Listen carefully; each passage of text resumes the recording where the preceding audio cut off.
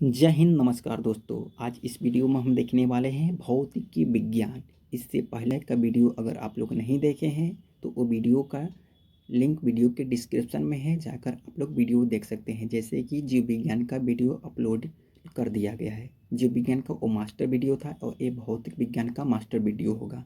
काफ़ी महत्वपूर्ण बुक है। आप लोग क्वेश्चन देखिएगा तभी आप लोग को पता चल जाएगा कि हाँ कैसा बुक है। ये न्यू आया है, SPD प्रकाशन का है। ये बुक मार्केट में भी उपलब्ध है, वहाँ से भी आप परचेज करके बुक पढ़ सकते हैं। तो आइए आज हम लोग देखेंगे। जैसे कि फ़िलहाल में वर्तमान में जो भी एग्ज़ाम होने वाला है, जैसे कि बिहार दरोगा है, बिहार सचिवालय है, बिहार पुलिस है और SSC GD है, उससे काफ़ी रिलेटिव इसमें क्वेश्चन है। जैसे कि बिहार सचिवालय में 25 क्वेश्चन केवल साइंस से ही रहता है। अगर आप लोग वीडियो देख लेते हैं तो आप लोग का काफ़ी कंसेप्ट क्लियर हो जाएगा और काफ़ी आप अच्छा स्कोर कर पाइएगा। तो आइए आज हम लोग देखेंगे इसमें भौतिक विज्ञान का वीडियो। इससे पहले आपसे रिक्वेस्ट है, मेरे चैनल पर नए हैं तो मेरे चैनल को सब्सक्राइब कीजिए और सपोर्ट कीजिए, ताकि आपके लिए मैं ऐसा ही प्यारा वीडियो ला सकूं। और आप लोग बता सकते हैं कि आप लोग के लिए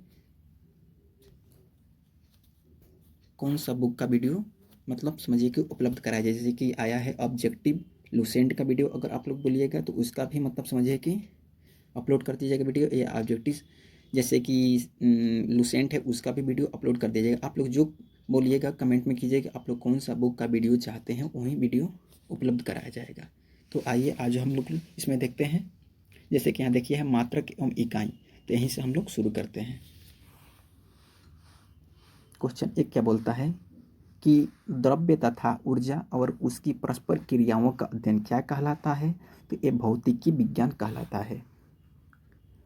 भौतिक विज्ञान का पिता किसे कहा जाता है? तो आइंस्टीन को कहा जाता है।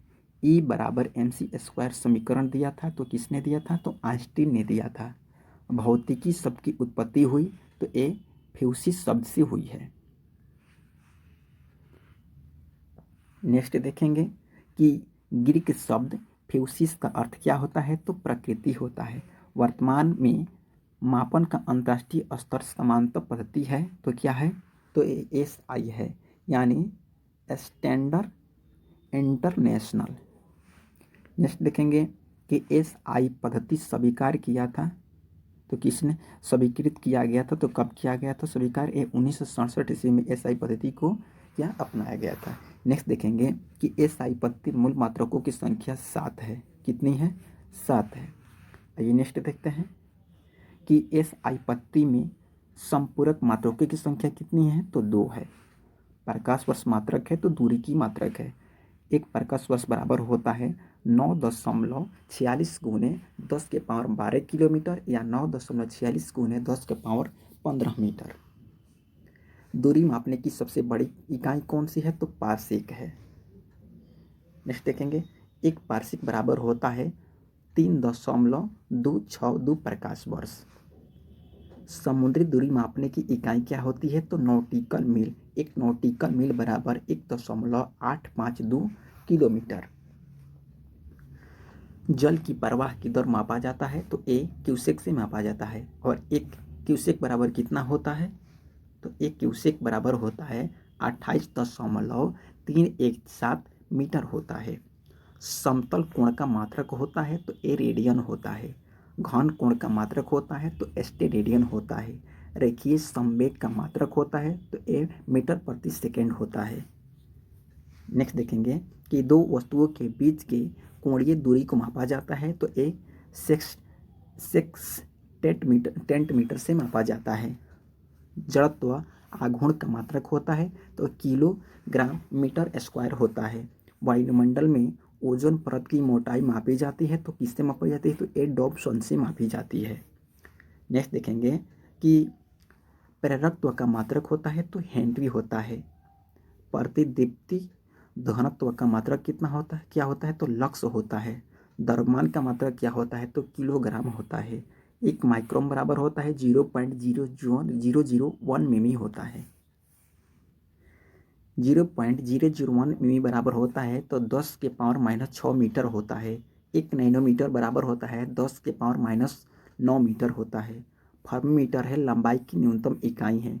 ज्योति फ्लक्स का मात्रक है तो क्या है? ल्यूमेन है। ज्योति तीव्रता का मात्रक क्या है? तो कैंडिला है। नेक्स्ट देखेंगे कि एक पिकोग्राम बराबर होता है 10⁻⁻12 ग्राम। एक फैटो बराबर होता है 10⁻⁻15 मीटर। एक बैरल बराबर होता है 159 लीटर। एक गैलन बराबर होता है 3.785 लीटर।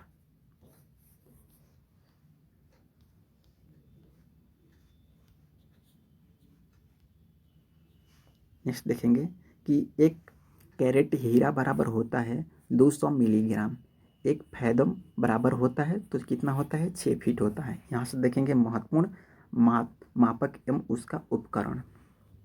गैसों का दाब मापा जाता है तो ये मैनोमीटर से मापा जाता है। द्रव की सांद्रता का मात्रक है तो ये विस्कोमीटर है। द्रवों के प्रवाह की गति का मापक क्या है तो ये वेंचुरीमीटर है। बाल्दों की ऊंचाई, वेग तथा गति की दिशा की माप की जाती है तो किससे की जाती है तो ये नेफकोमीटर से की जाती है। किससे कहा जाती है? नेफकोमीटर से की जाती है। वाहन की चाल मापा जाता है तो ये टैकोमीटर से मापा जाता है। वाहन द्वारा तय की गई दूरी मापक यंत्र क्या है तो ये ओडोमीटर से मापा जाता है। रक्तचाप मापा जाता है स्फिग्मो मैनोमीटर से मापा जाता है। किससे मापा जाता है? रक्तचाप स्फिग्मो मैनोमीटर से मापा जाता है। समुद्र में डूबी वस्तु की स्थिति जानने के लिए प्रयोग किया जाता है तो सोनार का प्रयोग किया जाता है। सोनार का मोड क्या होता है तो साउंड नेविगेशन एनी रेजिंग होता है। सोनार प्रयोग किया जाता है तो नौ चालकों के द्वारा क्या किया जाता है? इसका प्रयोग किया जाता है।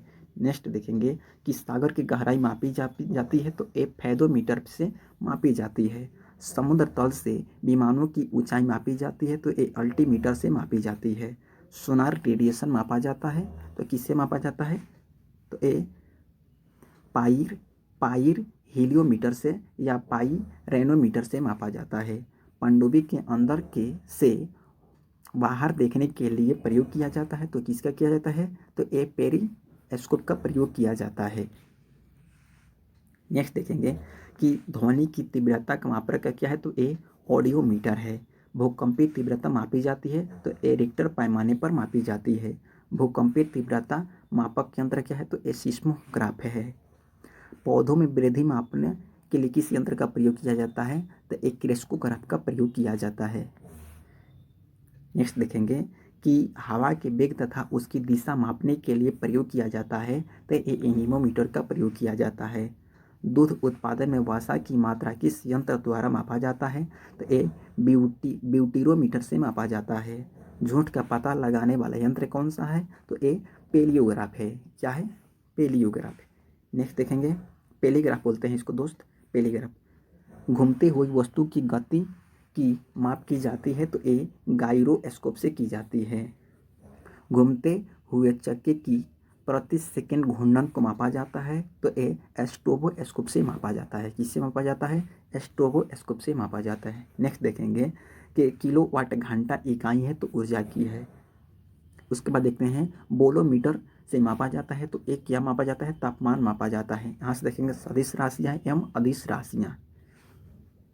वैसी राशियाँ जिसमें केवल परिणाम होता है, दिशा नहीं, क्या कहलाता है तो ये अदिश राशि कहलाता है। आइए नेक्स्ट देखेंगे यहाँ से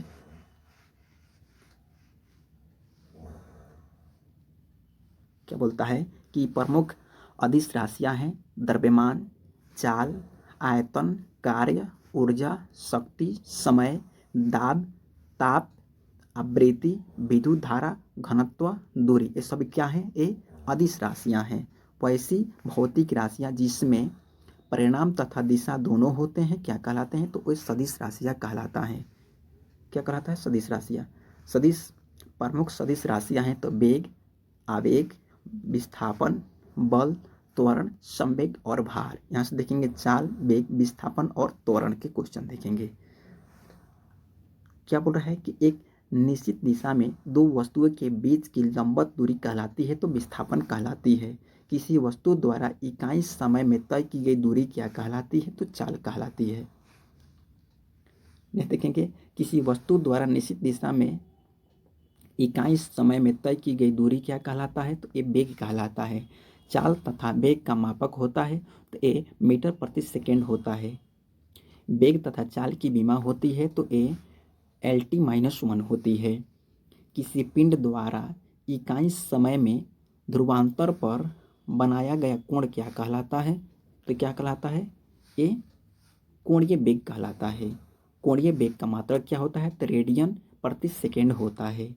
कोणीय वेग की विमा होती है तो MLT-2 होता है। वेग परिवर्तन की दर क्या कहलाता है? तो त्वरण कहलाता है। त्वरण का SI मात्रक क्या होता है? तो मीटर प्रति सेकेंड स्क्वायर होता है। त्वरण की विमा होती है तो LT-2 होती है। ऋणात्मक त्वरणक कहलाता है तो मंदक कहलाता है। बल, आवेग, बल, आघूर्ण। यदि कोई बल किसी वस्तु पर बहुत कम समय तक कार्यरत रहे तो बल और समय के गुणनफल को उस वस्तु का कहते हैं तो क्या कहते हैं? आवेग कहते हैं। आवेग का मात्रक होता है तो न्यूटन सेकेंड होता है। नेक्स्ट देखेंगे कि बल एक प्रकार का क्या है? दाब एवं क्या है? खिंचाव है। बल का SI मात्रक क्या होता है? तो न्यूटन होता है। बल का CGS मात्रक क्या होता है? तो डाइन होता है। 1 न्यूटन बराबर होता है 10 के पावर 5 डाइन। बल की विमा होती है तो MLT-2 होती है। नेक्स्ट देखेंगे कि बल गुणनफल है तो ए मात्रा और क्या हो जाएगा? त्वरण का है। वृत्तीय मार्ग पर केंद्र की ओर चलने वाला बल कहलाता है तो ए अभिकेंद्रीय बल कहलाता है। अभिकेंद्रीय बल के उदाहरण है तो पृथ्वी के कृत्रिम उपग्रहों की गति। अभिकेंद्रीय बल की दिशा होती है तो एक केंद्र की ओर होती है। वृत्तीय मार्ग पर केंद्र से बाहर लगने वाला बल क्या कहलाता है? तो ये अभिकेंद्रीय बल कहलाता है।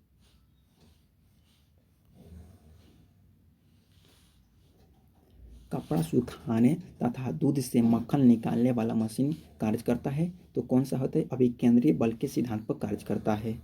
सर्कस में मौत के कुआं का खेल उदाहरण है तो एक केंद्रीय बल का क्या है? उदाहरण है। नेक्स्ट देखेंगे कि बल द्वारा किसी वस्तु की एक अक्ष के परित घुमाने की क्रिया क्या कहलाती है? तो एक बल आघूर्ण कहलाती है।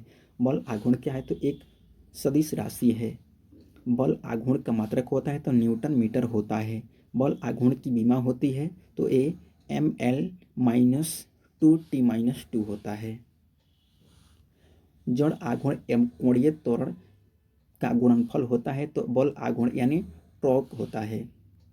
यहाँ से देखेंगे सरल समीकरण, सरल मशीन देखेंगे। सरल मशीन होता है तो एक युक्ति जिसकी सहायता से सुविधाजनक बिंदु पर बल लगाकर कोई कार्य किया जा सके। सरल मशीन कार्य करता है तो ए बल आघूर्ण के सिद्धांत पर कार्य करता है। किस पे कार्य करता है? तो बल आघूर्ण के सिद्धांत पर कार्य करता है। नेक्स्ट देखेंगे कि सरल मशीन के उदाहरण है तो ए उत्तोलक, घिरनी। प्रथम श्रेणी के उत्तोलक कौन से हैं? तो कैंची, पिलास, हैंडपंप, झूला की उखाड़ने की मशीन। द्वितीय श्रेणी के उत्तोलक कौन से हैं? तो सरौता, ओपनर हो जाएगा, नींबू निचोड़ने की मशीन हो जाएगा। क्या हो जाएगा? नींबू निचोड़ने की मशीन। नेक्स्ट देखेंगे तृतीय श्रेणी के उत्तोलक कौन से हैं? तो क्या हो जाएगा? स्पेलर हो जाएगा और चिमटा हो जाएगा। क्या हो जाएगा? स्टेपलर, स्टेपलर और क्या हो जाएगा? चिमटा हो जाएगा। और मनुष्य का हाथ हो जाएगा, किसान का हल तथा क्या हो जाएगा? बेलचा हो जाएगा। उत्तोलक द्वारा उठाए गए भार तथा भार को उठाने में लगाया गया आयाम बल के अनुपात को क्या कहते हैं? तो उत्तोलक का यांत्रिक लाभ कहते हैं। यहाँ से देखेंगे प्रक्षेप गति देखेंगे। जब किसी पिंड को क्षैतिज गति से कोण बनाते हुए ऊर्ध्वाधर तल में प्रक्षेपित किया जाता है तो पिंड का यह गति क्या कहलाता है? तो ये प्रक्षेप गति कहलाता है। प्रक्षेप गति के उदाहरण कौन सा है? धनुष से छूटा बाण, तोप से निकला हुआ गोला। नेक्स्ट देखेंगे प्रक्षेप पथ होता है तो ए परवलयकार होता है। प्रक्षेप को अधिकतम दूरी तक फेंकने के लिए प्रक्षेपित किया जाना चाहिए तो ये 45 डिग्री कोण पर किया जाना चाहिए। प्रक्षेपण की ऊंचाई अधिकतम होगी जब प्रक्षेप कोण होगी तो ये 90 डिग्री होगी। यहाँ देखेंगे घर्षण और क्या देखेंगे? घर्षण बल देखेंगे। वह बल जो वस्तुओं के संपर्क तल पर कार्य करता है तथा सापेक्ष गति का विरोध करता है क्या कहलाता है? एक घर्षण बल कहलाता है।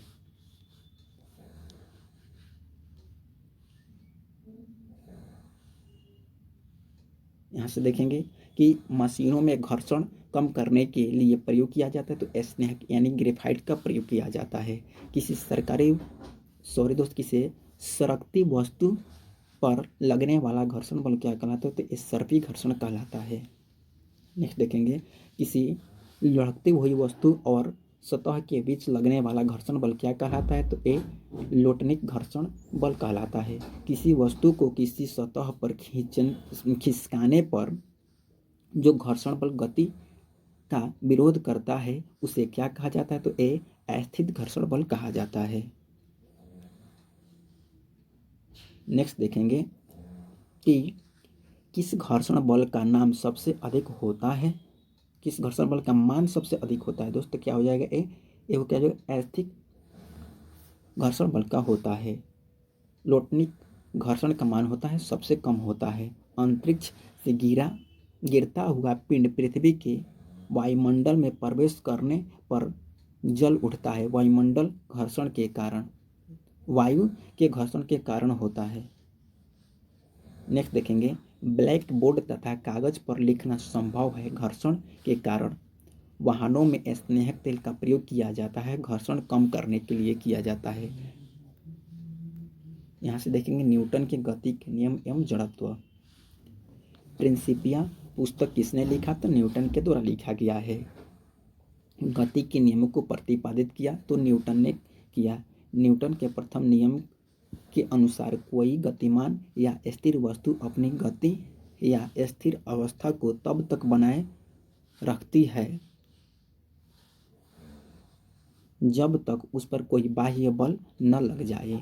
न्यूटन का प्रथम नियम कहलाता है तो गैलीलियो या जड़त्व का नियम कहलाता है।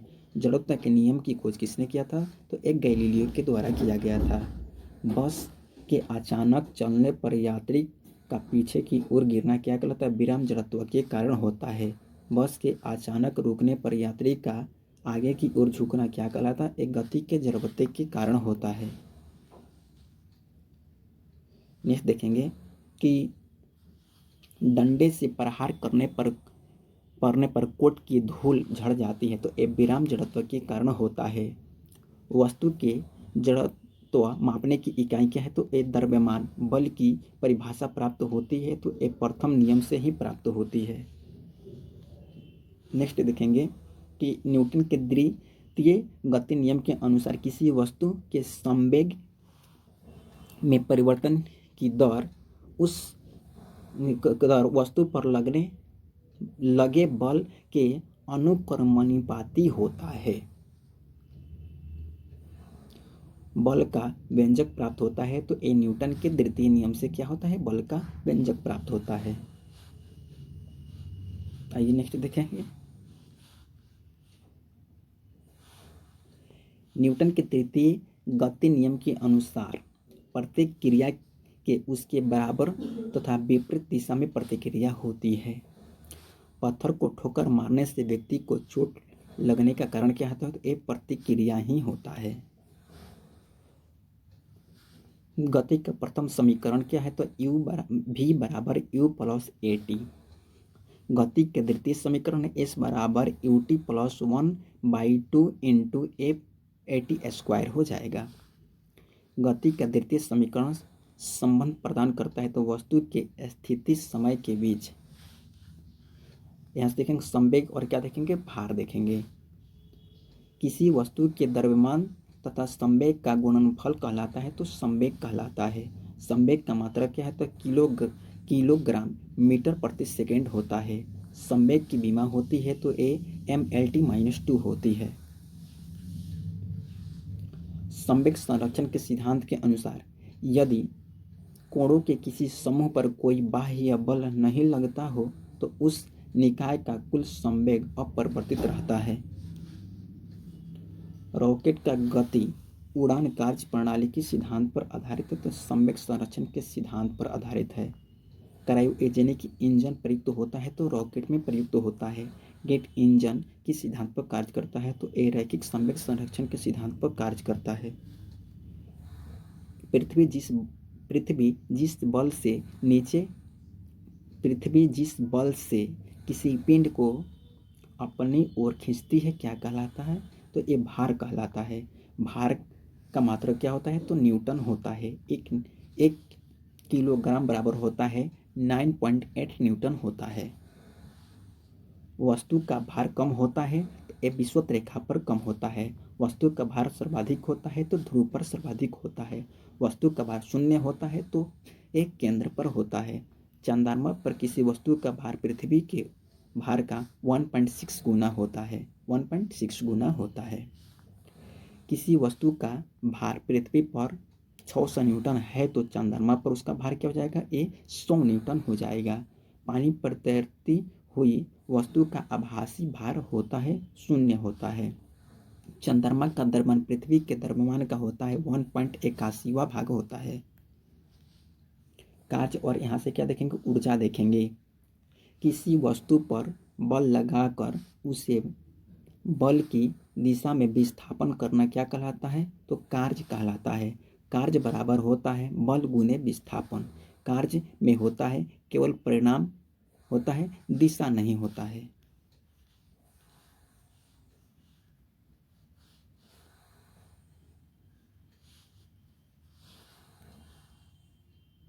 यहाँ से देखेंगे कार्य होता है एक अदिश राशि होता है।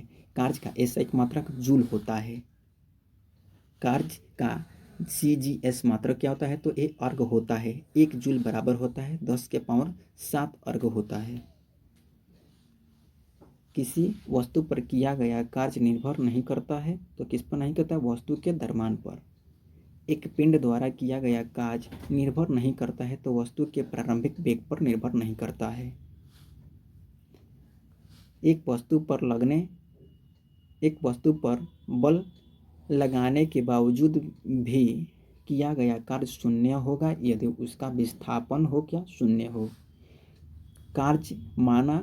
कार्य हुआ माना जाता है जब बल लगने पर क्या होगा? वस्तु विस्थापित हो जाएगी, उसे ही कार्य कहा जाएगा जब वस्तु विस्थापित हो जाएगी। नेक्स्ट देखेंगे, यदि कोई वस्तु वृत्ताकार पथ में घुमाई जाती है तो उस पर किया गया कार्य क्या होगा? शून्य हो जाएगा। कार्य ऋणात्मक माना जाता है जब विस्थापन बल के विपरीत दिशा में होती है। कार्य करने की क्षमता कहलाती है तो क्या कहलाती है? ये ऊर्जा कहलाती है। ऊर्जा का ऐसा एक मात्रक जूल होता है। 1 ग्राम वसा में उत्पन्न ऊर्जा क्या होता है? तो कैलोरी होता है। किसी वस्तु में स्थिति के कारण कार्य की क्षमता कहलाती है तो ये स्थित ऊर्जा कहलाती है। नेक्स्ट देखेंगे कि खींची हुई धनुष के तार खींचे गए रबड़ बैंड तथा घड़ी की चाबी में संचित ऊर्जा होती है तो स्थित ऊर्जा होती है। तनी हुई स्प्रिंग में होती है, स्थित ऊर्जा होती है।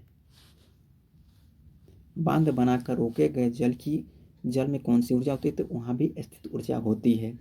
किसी ऊंचाई पर रखे गए पिंड में होती है, स्थित ऊर्जा होती है। किसी वस्तु में गति के कारण कार्य करने की क्षमता कहलाती है तो एक गतिज ऊर्जा कहलाती है। गतिज ऊर्जा बराबर होता है 1/2 mv² होता है। बहते जल में धनुष में छोड़े गए तीर में और संग्रहित ऊर्जा होती है तो क्या होती है? तो एक गतिज ऊर्जा होती है। बहती हुई हवा में कौन सी होती है? तो गतिज ऊर्जा होती है। नेक्स्ट देखेंगे कि चलती गाड़ी में बैठे व्यक्ति की ऊर्जा होगी तो क्या हो जाएगी? गतिज एवं स्थित दोनों ऊर्जा होगी। किसी वस्तु का वेग दुगुना करने पर उसकी गतिज ऊर्जा 4 गुनी हो जाती है। नेक्स्ट देखेंगे, किसी वस्तु का द्रव्यमान दुगुना करने पर उसकी गतिज ऊर्जा हो जाएगी दुगुनी हो जाएगी। संवेग को दुगुना करने पर गतिज ऊर्जा हो जाएगा 4 गुना।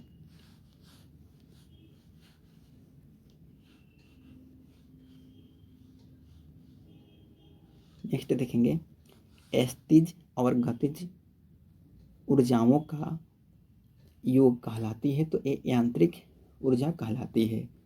ऊर्जा संरक्षण के नियम के अनुसार ऊर्जा को न तो उत्पन्न किया जा सकता है और न ही उसे नष्ट किया जा सकता है। नेक्स्ट देखेंगे कि लेंज का नियम का परिणाम है ऊर्जा संरक्षण के नियम से संबंधित है।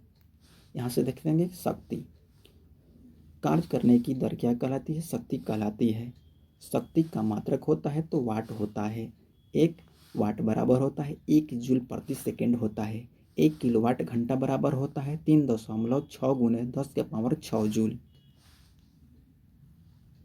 विद्युत ऊर्जा संयंत्रों की क्षमता प्रदर्शित की जाती है तो ये मेगावाट में की जाती है। 1 मेगावाट बराबर होता है 1000 किलोवाट के। एक अश्व शक्ति बराबर होता है 746 वाट।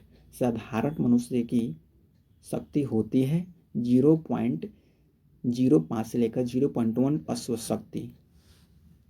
नेक्स्ट देखेंगे गुरुत्वाकर्षण या त्वरण। देखेंगे यहाँ से बल जिसमें पृथ्वी वस्तुओं को अपनी ओर खींचती है क्या कहलाती है? तो गुरुत्व बल कहलाती है। दो पिंडों के मध्य लगने वाला आकर्षण बल कहलाता है तो एक गुरुत्व आकर्षण बल कहलाता है। गुरुत्वाकर्षण बल के कारण जो त्वरण उत्पन्न होता है क्या कहलाता है? तो एक गुरुत्वीय त्वरण कहलाता है। गुरुत्वीय त्वरण जी का मान होता है 9.8 गुने मीटर प्रति सेकेंड स्क्वायर। गुरुत्वीय त्वरण का मात्रक होता है मीटर प्रति सेकेंड स्क्वायर। जी का मान सबसे अधिक होगा तो कहाँ होगा? ध्रुव पर होगा। जी का मान सबसे कम कहाँ होगा? तो ए विषुवत रेखा पर होगा। जी का मान 0 होगा तो पृथ्वी के केंद्र पर होगा। चंद्रमा पर गुरुत्वीय त्वरण का मान पृथ्वी के गुरुत्वीय त्वरण मान का कितना होता है? 1/6 गुना होता है। गुरुत्वीय त्वरण निर्भर नहीं करता है तो ये द्रव्यमान और आकार पर निर्भर नहीं करता है। पृथ्वी की सतह से ऊपर जाने पर गुरुत्वीय त्वरण यानी जी का मान क्या होता है? तो घटता है। नेक्स्ट देखेंगे कि जब कोई वस्तु पृथ्वी से ऊपर की ओर फेंकी जाती है तो गुरुत्वीय त्वरण जी का मान होता है तो ऋणात्मक होता है। गुरुत्वीय आकर्षण का सिद्धांत दिया था तो किसने दिया था? न्यूटन ने दिया था। गुरुत्वीय आकर्षण के सार्वत्रिक नियम का प्रतिपादक कौन है? तो न्यूटन ही है।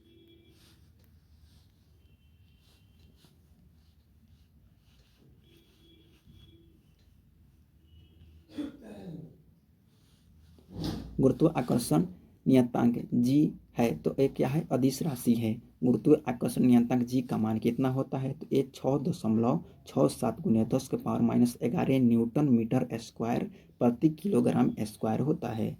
शून्य में स्वतंत्र रूप से गिरती वस्तुओं का गुरुत्वीय त्वरण होता है तो कितना होता है? सामान्य होता है। नेक्स्ट देखेंगे कि लिफ्ट में स्थित पिंड का भार बढ़ा हुआ प्रतीत होता है जब लिफ्ट ऊपर की ओर जाती है। लिफ्ट में स्थित पिंड का भार घटा प्रतीत होता है जब लिफ्ट नीचे की ओर जाती है। नेक्स्ट देखेंगे नीचे आते समय लिफ्ट की डोरी टूट जाए तो लिफ्ट में स्थित पिंड का भार 0 हो जाएगा। जब पिंड एक समान वेग से ऊपर या नीचे जाए तो इस दिशा में भार क्या हो जाएगा? कोई परिवर्तन नहीं प्रतीत होता है।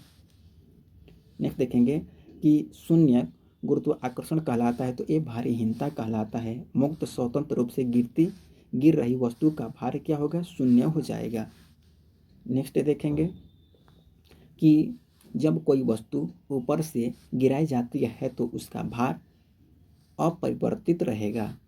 हवा में लोहे और लकड़ी की समान भार की गेंद को समान ऊंचाई से गिराने पर लोहे के गेंद पहले गिरेगी और लकड़ी की बाद में। नेक्स्ट देखेंगे कि हवा की अनुपस्थिति में लोहे और लकड़ी की समान भार की गेंद को समान ऊंचाई से गिराने पर वे एक साथ पृथ्वी पर पहुंचेंगी क्योंकि ये क्या गिराया गया है? हवा की अनुपस्थिति में। नेक्स्ट देखेंगे कृत्रिम उपग्रह एवं प्लान वेग। देखेंगे यहाँ से ग्रहों के चारों ओर परिक्रमा करने वाले आकाशीय पिंड कहलाते हैं तो क्या कहलाते हैं? ये उपग्रह कहलाते हैं। ग्रहों की गति संबंधित नियम का प्रतिपादन किसने किया था? तो एक केपलर ने किया था। भू स्थिर तुल्यकाली उपग्रह स्थित होते हैं तो ये पृथ्वी से 36,000 किलोमीटर की दूर ऊंचाई पर स्थित होते हैं। भू स्थिर उपग्रह पृथ्वी की परिक्रमा करता है तो ये पश्चिम से पूर्व की ओर परिक्रमा करता है। नेक्स्ट देखेंगे भू स्थिर उपग्रहों की परिक्रमण काल है तो ये कितना हो जाएगा, 24 घंटा हो जाएगा। संचार उपग्रह प्रायः स्थापित किए जाते हैं तो भू स्थिर कक्षाओं में। कृत्रिम उपग्रहों के अंदर प्रत्येक वस्तुओं का भार होता है तो 0 होता है। उपग्रहों की चाल निर्भर करती है तो ये उसके द्रव्यमान पर निर्भर करती है। कृत्रिम उपग्रह में विद्युत ऊर्जा का स्रोत होता है तो ये क्या होता है, सौर सेल होता है।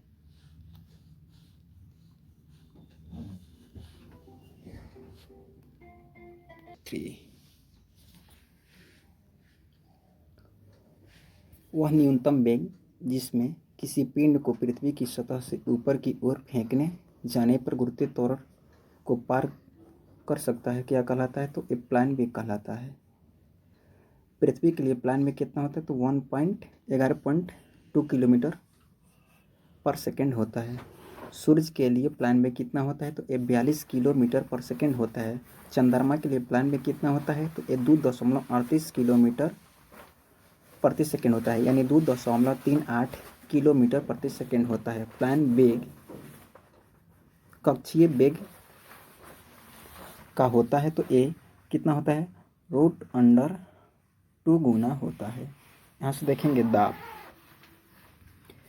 किसी वस्तु के एकांक क्षेत्रफल पर लगने वाला बल क्या कहलाता है, तो दाब कहलाता है। दाब का SI मात्रक होता है तो न्यूटन मीटर स्क्वायर होता है, जिसे पास्कल भी कहा जाता है। 1 पास्कल बराबर होता है कि तो 1 न्यूटन प्रति मीटर स्क्वायर। दाब की विमा होती है तो ये mL-T/T-2 होता है। दाब निर्भर करता है तो ये क्षेत्रफल पर निर्भर करता है। क्षेत्रफल कम होने पर दाब अधिक हो जाता है। दाब बढ़ने पर बर्फ का गलनांक क्या होता है, तो घटता है। बर्फ के 2 टुकड़े को आपस में दबाने पर चिपक जाते हैं, क्योंकि दाब अधिक होने पर बर्फ का गलनांक क्या हो जाता है, घट जाता है। द्रवों का क्वथनांक दाब बढ़ने पर बढ़ जाता है। जब एक गैस के पात्र में दबाव बढ़ाया जाता है तो उसका द्रव्यमान क्या हो जाएगा, स्थिर रहेगा। यहाँ से देखेंगे गुरुत्वीय दाब देखेंगे। वायुमंडलीय दाब है पारे का 760 मिमी ऊंचे स्तंभ द्वारा पड़ने वाला दाब हो जाएगा। समुद्र तल पर औसत आयु दाब होता है तो ये 76 सेमी होता है या 760 मिमी होता है। वायुमंडलीय दाब मापा जाता है बैरोमीटर से मापा जाता है वायुमंडलीय दाब। वायुमंडलीय दाब की इकाई होती है तो बार होती है। 1 बार बराबर होता है 10 की पावर 5 न्यूटन प्रति मीटर स्क्वायर। पृथ्वी की सतह से ऊपर जाने पर वायुमंडलीय दाब कम हो जाता है। साबुन के बुलबुले के अंदर का दाब वायुमंडलीय दाब से अधिक होता है। जब किसी झील की तली से उठकर वायु का बुलबुला ऊपर सतह पर आता है तो ऊपरी सतह पर जब आता है तो उसका आकार क्या हो जाएगा, तो बढ़ जाएगा। नेक्स्ट देखेंगे कि वायुयान में बैठे यात्री के फाउंटेन पेन में स्याही सिरसने लगती है, क्योंकि ऊपर वायुमंडलीय दाब कम हो जाता है, जिसके कारण सिरसने लगती है। नेक्स्ट देखेंगे कि पहाड़ों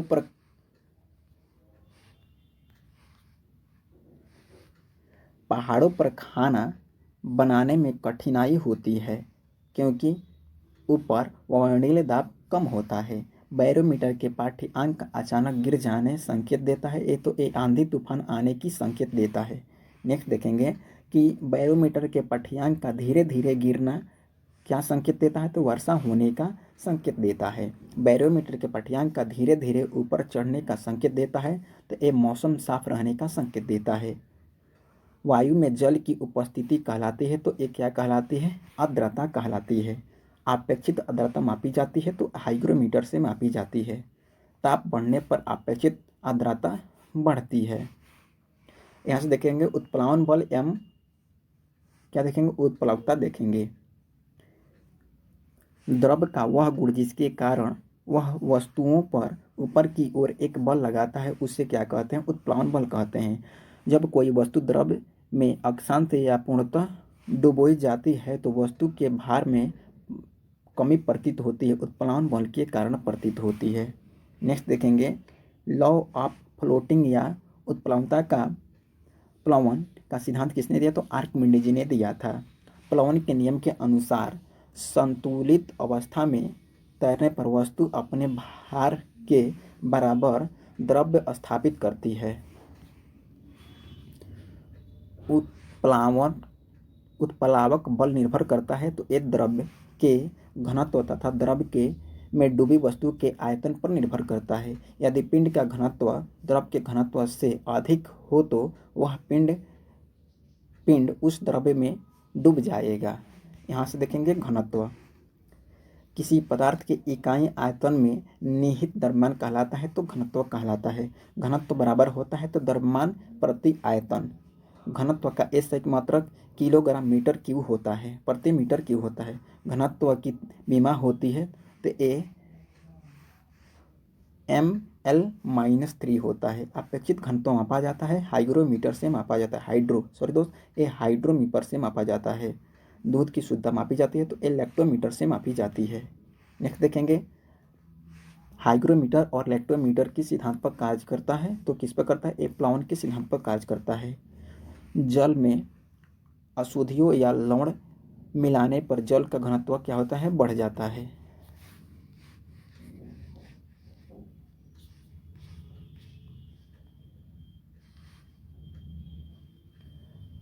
समुद्र जल में तैरना आसान होता है क्योंकि समुद्र जल का घनत्व अधिक होता है। हीरा का अपेक्षित घनत्व यह अपवर्तनांक होता है तो ए क्रमशः कितना होता है? 3.52 होता है और 2.1417 होता है अपवर्तनांक इसका। नेक्स्ट देखेंगे, जब बर्फ शुद्ध जल में तैरता है तो उसका कितना भाग पानी के ऊपर रहता है? तो 1.10 मीटर 1.10 होता है 1.10 होता है। पानी से भरे गिलास में बर्फ का टुकड़ा तैर रहा है। टुकड़ा के पूरा पिघलने पर पानी का तल क्या हो जाएगा? ये अपरिवर्तित रहेगा, कोई परिवर्तन नहीं होगा। नेक्स्ट देखेंगे कि नमक के घोल में अंडा तैरता है क्योंकि नमक के घोल का घनत्व अंडे के घनत्व से अधिक होता है। दूध से क्रीम निकालने पर घनत्व क्या हो जाता है? तो बढ़ जाता है। दूध से क्रीम निकालने पर क्या होता है? घनत्व बढ़ जाता है। जल का घनत्व अधिकतम तथा आयतन न्यूनतम होता है 4 डिग्री सेल्सियस पर। किसी वस्तु की मात्रा बदलने पर अपरिवर्तित रहता है तो घनत्व अपरिवर्तित रहता है। लोहे का एक गोला पारे पर तैरता है किंतु पानी में डूब जाता है क्योंकि लोहे का अपेक्षित घनत्व पारे से कम होता है किंतु पानी से अधिक होता है। बादल वायुमंडल में तैरते हैं क्योंकि वायु की तुलना में बादलों का घनत्व कम होता है। पिघलने पर बर्फ का आयतन क्या होता है? तो घटता है। जमने पर पानी का घनत्व घटता है, जमने पर पानी का आयतन बढ़ता है। ठंडे देशों में पानी की पाइपें फट जाती है क्योंकि जमने पर पानी का आयतन बढ़ जाता है। हवा का वाष्प घनत्व कितना होता है? तो ये 14.4 होता है। पृष्ठीय तनाव, द्रव के स्वतंत्र पृष्ठ में कम से कम क्षेत्रफल प्राप्त करने की प्रवृत्ति को क्या कहते हैं? पृष्ठीय तनाव कहते हैं। पृष्ठ तनाव का कारण क्या होता है? तो अणुओं के बीच संसंजक बल के कारण होता है। द्रव बूंद की संकुचन होकर न्यूनतम क्षेत्र घेरने की प्रवृत्ति होती है तो ये पृष्ठीय तनाव के कारण होती है। पृष्ठीय तनाव का मात्रक होता है तो न्यूटन मीटर होता है, न्यूटन प्रति मीटर होता है। तनाव की बीमा होती है तो ए ml-2T-2 होती है। नेक्स्ट क्वेश्चन देखेंगे, द्रव का पृष्ठीय तनाव निर्भर करता है तो ये द्रव की प्रकृति एवं ताप पर निर्भर करता है। द्रव्य का ताप बढ़ने पर पृष्ठीय तनाव क्या होता है? घटता है। द्रव में घुलनशील अशुद्धि या नमक मिलाने पर द्रव का पृष्ठ क्या हो जाता है? तो ये बढ़ता है।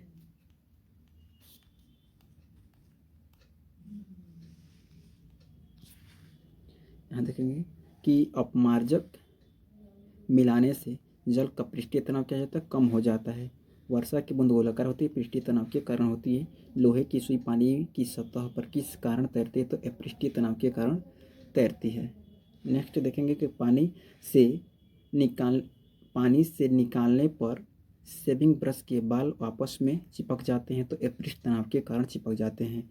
गड्ढे में भरे पानी पर मिट्टी का तेल छिड़कने पर मच्छर मर जाते हैं, क्योंकि पृष्ठीय तनाव कम हो जाने से उसके लार्वा में डूबकर मर जाते हैं।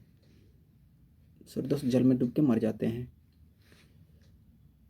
समुद्र में लहरों को शांत करने के लिए तेल गिराया जाता है, क्योंकि पृष्ठीय तनाव कम करने के लिए गिराया जाता है। तेल जल के पृष्ठ पर फैल जाता है, क्योंकि तेल का पृष्ठीय तनाव जल से कम होता है। असंजक बल एवं क्या हो जाएगा, ससंजक बल एवं असंजक बल। एक ही पदार्थ के अणुओं के मध्य लगने वाला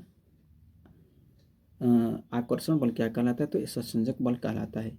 दो भिन्न पदार्थों के अणुओं के मध्य लगने वाला आकर्षण बल क्या कहलाता है, तो ये असंजक बल कहलाता है।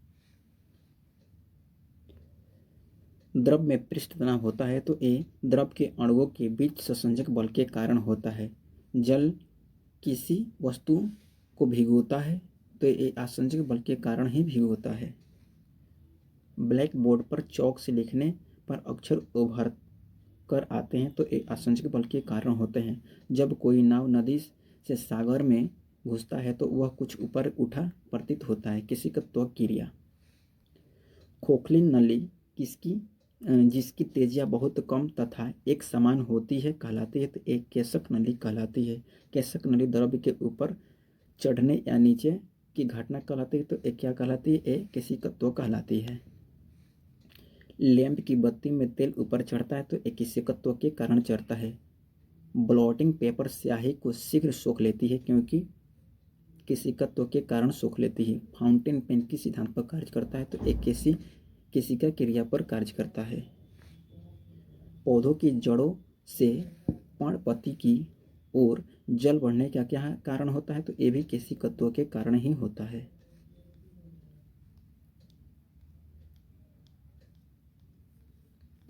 यहाँ से देखेंगे संयंता। द्रव का वह गुण जिसके कारण वह अपनी विभिन्न परतों में होने वाली अपेक्षित गति का विरोध करता है, क्या कहलाता है, तो ये संयंता कहलाता है। संयंता गुण है तो केवल द्रवों एवं गैसों का। द्रव की तुलना में गैसों की संयंता कम होती है। एक आदर्श तल की संयंता होती है, शून्य होती है। ताप बढ़ने पर द्रव की संयंता घटती है, ताप बढ़ने पर गैस की संयंता बढ़ती है। ताप संयंता की ऐसा एक मात्रा क्या होती है, पॉइज होती है। संयंता गुणांक बीमा है, तो ये MLT -1 T -1 हो जाएगा।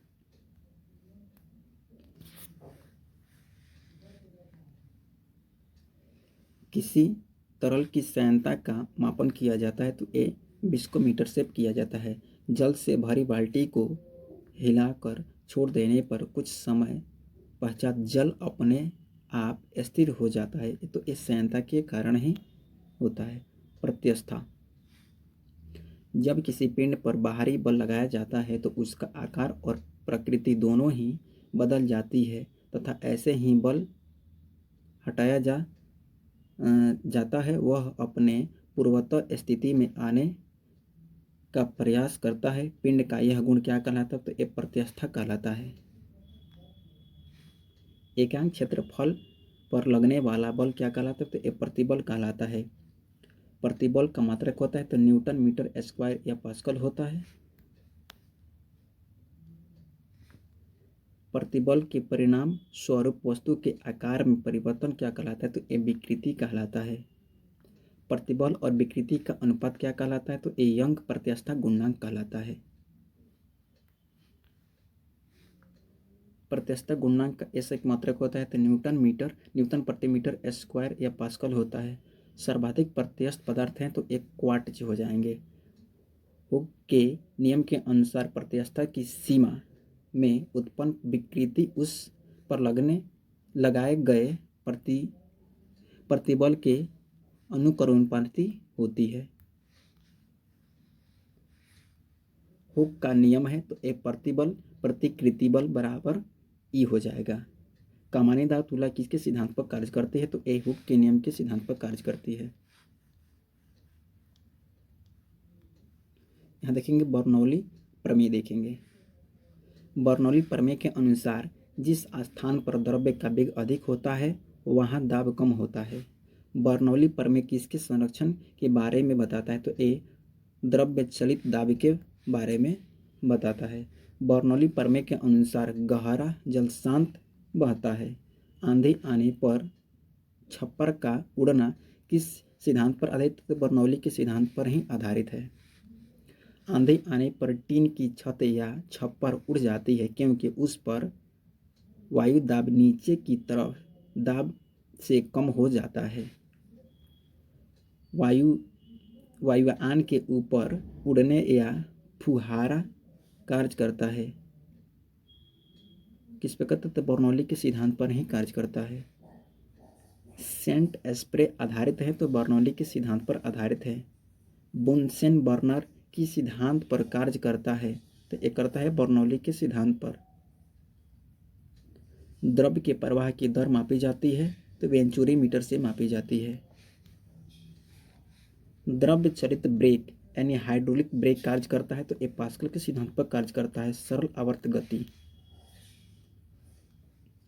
किसी पिंड की सम्य स्थिति के इधर उधर गति करने को क्या कहते हैं तो दोलन गति कहते हैं। एक दोलन पूरा करने में लगा समय क्या कहलाता है तो आवर्तकाल कहलाता है यानी मात्रक सेकंड कहलाता है।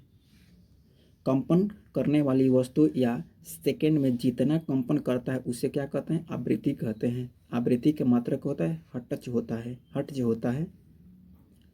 एक माध्यम से दूसरे माध्यम में जाने पर ध्वनि की आवृत्ति क्या होगी तो वो नहीं बदलती है। नेक्स्ट देखेंगे कि सेकेंडरी लोलक का आवर्तकाल होता है तो 2 सेकंड होता है।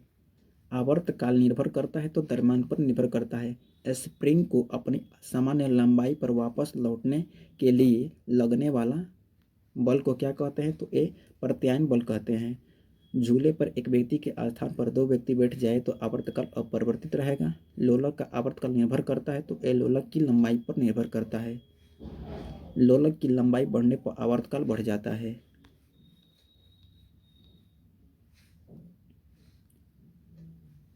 एक लड़की झूला झूलते झूलते खड़ी हो जाए तो उसका आवर्तकाल घट जाएगा। किसी पेंडुलम की लंबाई दुगुनी करने पर उसका आवर्तकाल √2 गुना बढ़ जाएगी। जब लोलक की लंबाई चौगुनी होती है तो उसका आवर्तकाल दुगुनी हो जाएगी। किसी लोलक घड़ी को पृथ्वी तल से ऊपर या नीचे ले जाने पर घड़ी का आवर्तकाल बढ़ जाएगा। लोलक घड़ियाँ गर्मी में सुस्त हो जाती है क्यों क्योंकि लोलक की लंबाई बढ़ जाती है। अनुप्रस्थ तरंगे हैं तो क्या है यांत्रिक तरंगे हैं। जल तरंगे होती है तो अनुप्रस्थ तरंगे होती हैं। 2 उत्तरोत्तर श्रृंग अथवा 2 उत्तरोत्तर गर्तों के बीच की दूरी को क्या कहते हैं तो ये तरंग गर्त क्या कहते हैं तरंग दैर्ध्य कहते हैं। तरंग दैर्ध्य का ऐसा एक मात्रक मीटर या एंगस्ट्रम होता है। एक एंगस्ट्रम बराबर होता है 10 के पावर -10 मीटर होता है। यहाँ से देखेंगे ध्वनि का अध्ययन क्या कहलाता है एकॉक्सिक ध्वनि का अध्ययन क्या कहलाता है तो एकॉस्टिक कहलाता है। ध्वनि का वेग सर्वाधिक होता है तो ठोस में होता है। ध्वनि की चाल न्यूनतम होती है गैस में होती है। ध्वनि गमन नहीं कर सकती है तो निर्वात में। विभिन्न माध्यमों में ध्वनि की चाल होती है तो सबसे अधिक होती है ठोस में, उसके बाद द्रव में, उसके बाद गैस में। ध्वनि की चाल सबसे अधिक ठोस में होता है तो एल्युमिनियम होता है। तो एल्युमिनियम कितना होता है 6126 मीटर प्रति सेकेंड होता है। किस गैस में ध्वनि की चाल सबसे अधिक होती है तो हाइड्रोजन में होता है। हाइड्रोजन कितना होता है 1284 मीटर पर सेकेंड। ध्वनि की चाल किस पर निर्भर करती है तो ये माध्यम की प्रत्यास्था एवं घनत्व पर निर्भर करता है। हवा में ध्वनि का वेग होता है 332 मीटर पर सेकंड और जल में ध्वनि का वेग 1483 मीटर पर सेकंड। लोहा और स्टील में ध्वनि का वेग 51 से 30 मीटर पर सेकंड। डॉपलर प्रभाव संबंधित ध्वनि से संबंधित है। डॉपलर प्रभाव के अनुसार जब किसी ध्वनि स्रोत और श्रोता के बीच अपेक्षित गति होती है तो श्रोता और ध्वनि की वास्तविक आवृत्ति बदलती हुई प्रतीत होती है। पास आती हुई रेलगाड़ी की सीटी की आवृत्ति बढ़ती है क्योंकि डॉपलर प्रभाव के कारण ही बढ़ती प्रतीत होती है। डॉपलर प्रभाव का प्रयोग किया जाता है तो ये आकाशीय पिंडों के वेग ज्ञात करने में किया जाता है। किसी माध्यम में वस्तु की चाल एवं ध्वनि की चाल का अनुपात क्या कहलाता है? तो मैक संख्या कहलाता है।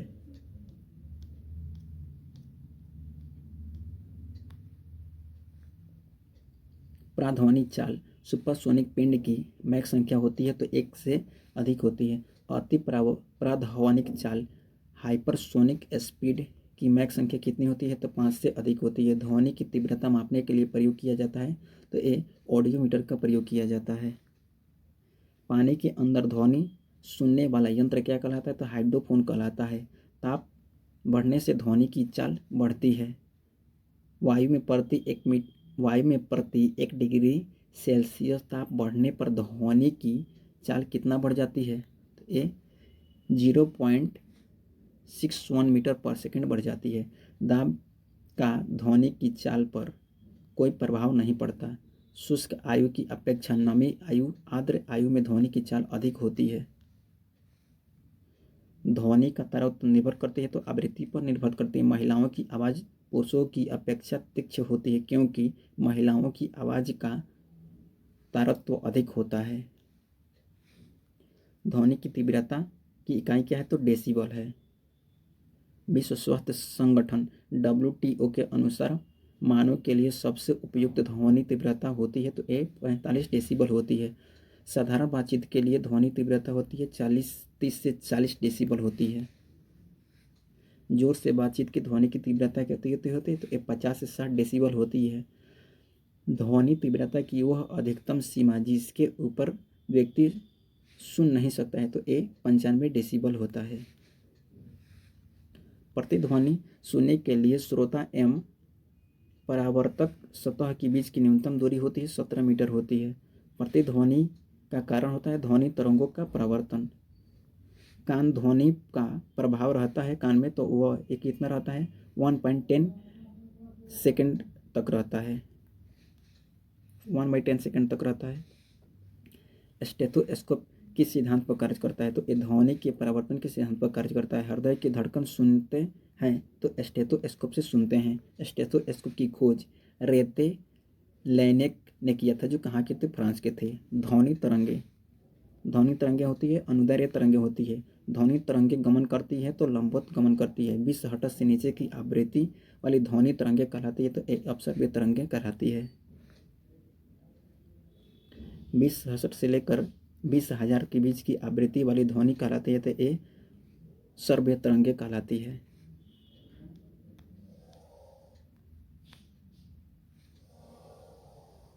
20 हर्ट्ज से ऊपर की आवृत्ति वाली ध्वनि तरंगे कहलाती है तो ये परासर्व तरंगे कहलाती है। सोनार तकनीक में उपयोग किया जाता है तो परासर्व तरंगों का उपयोग किया जाता है। परासर्व तरंगे कौन सुन सकते हैं? तो एक कौन सुनते हैं? कुत्ता, बिल्ली, चमगादड़ और डॉल्फिन मछली सुन सकते हैं। हमारा कान सुन सकता है तो ये अपसर्व्य तरंगों को सुन सकता है। ध्वनि तरंगों में कौन सी घटना घटित नहीं हो सकती? तो ये ध्रुवण की घटना नहीं हो सकती है। ये विद्युत चुंबकीय तरंगे, वे तरंगे जिन्हें संचरण के लिए भौतिक माध्यम की आवश्यकता नहीं होती है क्या कहलाती है? तो ये विद्युत चुंबकीय तरंगे कहलाती है। विद्युत चुंबकीय तरंगों की अवधारणा किसके द्वारा प्रस्तुत की गई थी? तो ये मैक्सवेल के द्वारा प्रस्तुत की गई थी। विद्युत चुंबकीय तरंगे होती है तो अनुप्रस्थ तरंगे होती है। विद्युत चुंबकीय तरंगे बनी होती है तो फोटोन की बनी होती है। एस किरण, एक्स किरणें, गामा किरणें, अवरक्त किरणें, पराबैंगनी किरणें और दृश्य किरणें होती है तो ये विद्युत चुंबकीय तरंगे होती हैं। एक्स किरणों की खोज WC रोएंटजन ने किया था। चिकित्सा क्षेत्र में तथा CT स्कैन में उपयोग किया जाता है तो एक्स किरणों का प्रयोग किया जाता है। क्रिस्टल की संरचना ज्ञात करने में किया किन किरणों का प्रयोग किया जाता है? तो उसमें किया जाता है किसका? एक्स किरणों का प्रयोग किया जाता है। एक्स किरणों के तरंग दैर्ध्य मापने वाला उपकरण क्या है? तो ए ब्रैग स्पेक्ट्रोमापी है। रात्रि दृष्टि उपकरण में प्रयोग की जाने वाली तरंगे कौन सी होती है? तो ए औरक तरंगे होती है। टीवी के रिमोट में प्रयुक्त होने वाला कौन सा है? तो ए औरक एंड इंफ्रारेड तरंगे होती है।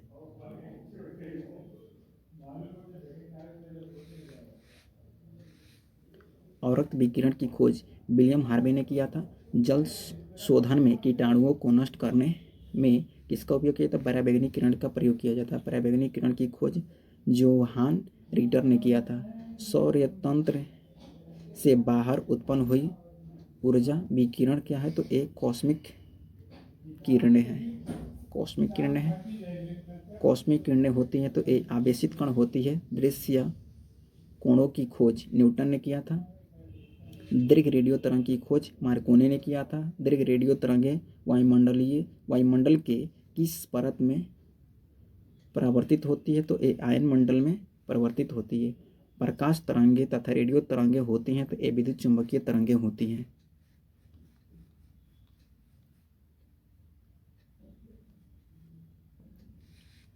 सेलुलर फोनो रेडियो और टीवी में सूचना प्रसारण में प्रयोग होता है तो रेडियो तरंगों का प्रयोग होता है। रडार शत्रु के वायुयानों का पता लगाने के लिए किसका प्रयोग किया जाता है? तो रेडियो तरंगों का प्रयोग किया जाता है। MRI मशीन में किस यंत्र का प्रयोग किया जाता है? तो चुंबकीय तरंग का प्रयोग किया जाता है। चुंबकीय तरंग। हृदय के कंपन में कौन सी तरंगें उत्पन्न होती है? तो ये अपसर्ग तरंगें उत्पन्न होती हैं। कीड़ों को घरों से दूर भगाने के लिए प्रयोग किया जाने वाला है अल्ट्रासोनिक तरंग होता है। प्रकाश एवं विद्युत चुंबकीय तरंगों की लंबाई का मात्रक होता है तो एंगस्ट्रॉम होता है। यहाँ से देखेंगे ऊष्मा एक प्रकार की होती है तो ऊर्जा होती है। ऊर्जा की इकाई है जूल, कैलोरी एवं अर्ग होती है। 1 ग्राम जल का ताप मापने के लिए आवश्यक ऊष्मा की मात्रा क्या कहलाती है? कैलोरी कहलाती है। 1 किलो कैलोरी बराबर होता है 4.186 जूल या 4.2 × 10⁻² जूल। थर्म किसका यूनिट है? तो ऊष्मा का यूनिट है। ऊष्मा का सबसे अच्छा चालक है तो चांदी है। 1 ग्राम वाले पदार्थ का तापमान 1 डिग्री सेल्सियस में बदलने के लिए आवश्यक ऊष्मा की मात्रा को क्या कहते हैं? विशिष्ट ऊष्मा कहते हैं। विशिष्ट ऊष्मा का SI मात्रक होता है जूल प्रति किलोग्राम और प्रति केल्विन होता है। 2 निकायों के बीच ऊष्मा के प्रवाह की दिशा निर्भर करती है तो उनके तापमान पर निर्भर करती है। नियत ताप पर पदार्थ की अवस्था में परिवर्तन के लिए आवश्यक ऊष्मा होती है तो ये गुप्त ऊष्मा होती है। गुप्त ऊष्मा का मात्रक होता है तो जूल प्रति किलोग्राम या कैलोरी प्रति ग्राम होता है। उबलते जल की अपेक्षा भाप में अधिक हाथ चलता है क्योंकि भाप में गुप्त ऊष्मा अधिक होती है। बर्फ की गलन की गुप्त ऊष्मा कितनी होती है? तो ये 80 कैलोरी प्रति ग्राम होती है। जल के वाष्पन की गुण गुप्त ऊष्मा होती है तो ये 540 कैलोरी प्रति ग्राम होती है। चालन, संवहन और विकिरण। ठोस तथा पारे में ऊष्मा का संचरण होता है तो ये चालन विधि द्वारा होता है। गैसों एवं द्रवों में ऊष्मा का संचरण होता है किसके द्वारा होता है? तो ये संवहन विधि द्वारा होता है।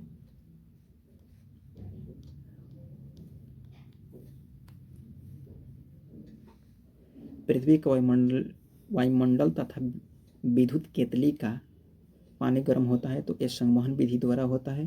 पृथ्वी तक सूर्य की ऊष्मा पहुंचती है तो ये विकिरण द्वारा पहुंचती है।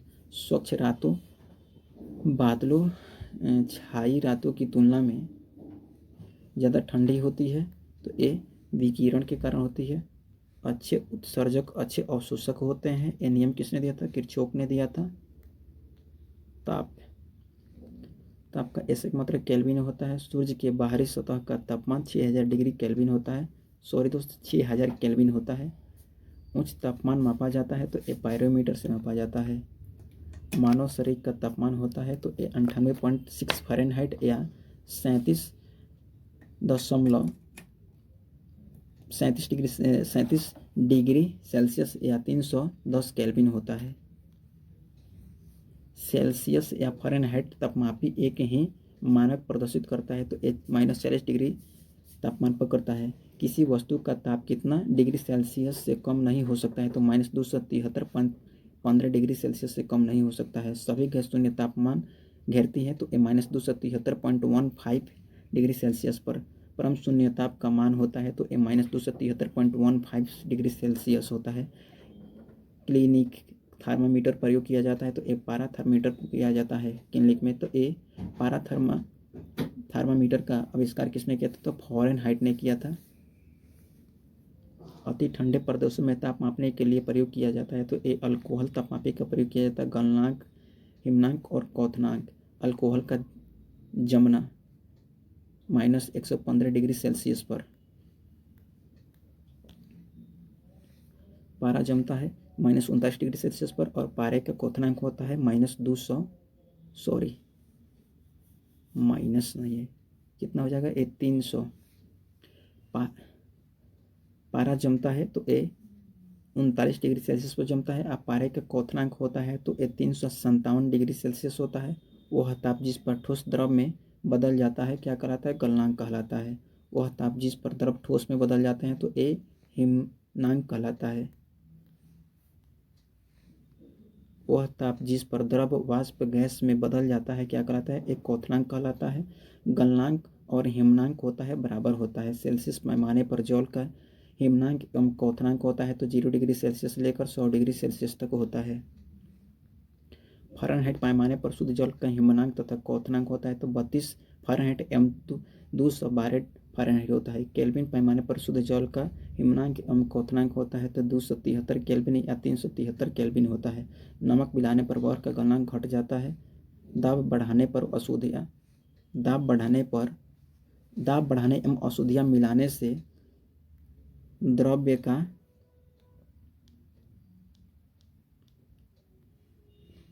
क्वथनांक बढ़ जाता है। पहाड़ों पर खाना देर से पकता है क्योंकि वायुमंडलीय दाब कम होने के कारण जल का क्वथनांक कम हो जाता है।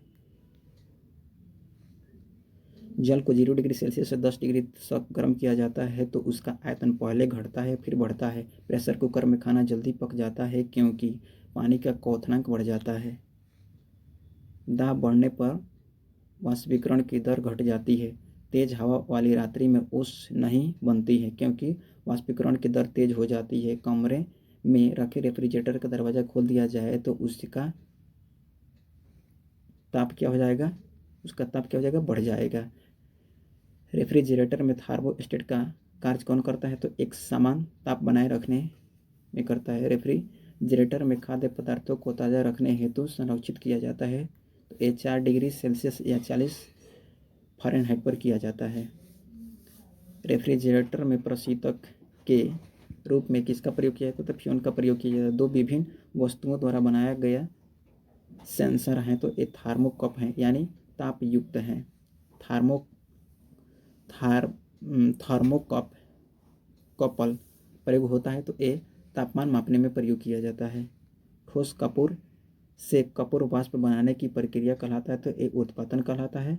वायु में जल वाष्प की मात्रा आर्द्रता कहलाता है। अपेक्षित आर्द्रता मापना हाइग्रोमीटर से मापा जाता है। आर्द्रता अधिक होती है तो बरसात में अधिक होती है। ताप बढ़ने पर अपेक्षित आर्द्रता बढ़ जाती है। मोटर गाड़ी के टायर का ट्यूब फटने पर हवा का ठंडा होना क्या होता है, रुद्धोध्र प्रक्रम के द्वारा होता है।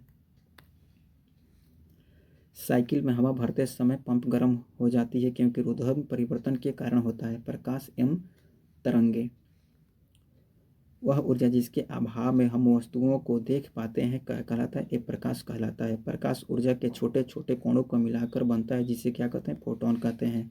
प्रकाश के फोटोन सिद्धांत की पत्ती दी थी तो ये अल्बर्ट आइंस्टीन ने दिया था। प्रकाश के वेग को सर्वप्रथम ज्ञात किया था तो ये डेनमार्क के थे, कौन थे, रोमर ने 1676 ईस्वी में किया था। प्रकाश का वेग अधिकतम होता है तो निर्वात में अधिक होता है। निर्वात में प्रकाश की चाल 3×10⁸ मीटर पर सेकेंड होता है। कांच में प्रकाश की चाल 2×10⁸ मीटर पर सेकेंड होता है। 3 प्रकाश की गति ऊर्जा की तुलना में रेडियो तरंगों की गति समान होती है। बिजली की चमक के काफ़ी समय बाद बादलों के गर्जन का सुनाई देता है, क्योंकि प्रकाश की चाल ध्वनि की चाल से अधिक होती है। प्रकाश विद्युत प्रभाव का प्रतिपादन किया था तो ए आइंस्टीन ने किया था। प्रकाश तरंगे होती है तो अनुप्रस्थ तरंग होती है। प्रकाश का रंग निश्चित होता है तो तरंग दर से निश्चित होता है। प्रकाश का अनुदैर्ध्य तरंग होता है तो ए 3900 डिग्री एंगस्ट्रम से लेकर 7800 एंगस्ट्रम के बीच होता है। दृश्य प्रकाश की तरंग दर परास होती है तो ए 4000 से लेकर 8000 एंगस्ट्रम होती है। तरंग दर सर्वाधिक होता है तो ए लाल रंग का। तरंग दर न्यूनतम होता है, बैंगनी रंग का होता है। आवृत्ति सर्वाधिक होती है, बैंगनी रंग की होती है। आवृत्ति कम होती है, लाल रंग की होती है। सभी रंगों को अवशोषित करता है तो एक काला रंग की वस्तु अवशोषित करता है। प्रकाश के तरंग गति सिद्धांत को प्रस्तुत किया था तो ये 1678 ईस्वी में। प्रकाश के तरंग गति सिद्धांत को प्रस्तुत किया था तो 1678 ईस्वी में हाइगेंस ने किया था। प्रकाश का क्वांटम सिद्धांत प्रस्तुत किया था तो आइंस्टीन ने 1905 ईस्वी में। प्रकाश को सूर्य से पृथ्वी तक पहुंचने में समय लगता है तो 8 मिनट 20 सेकेंड। चंद्रमा को परावर्तित प्रकाश को पृथ्वी तक पहुंचने में कितना लगता है तो 1.28 सेकेंड लगता है। जब प्रकाश वायु से कांच में पहुंचता है तो इसकी चाल घट जाती है। प्रिज्म से गुजरने पर सफेद सूर्य प्रकाश का 7 विभिन्न रंगों में अलग होने की प्रक्रिया कहलाती है। वर्ण विक्षेपण स्पेक्ट्रम कहलाता है। प्रिज्म या कांच से गुजरने पर प्रकाश के बीच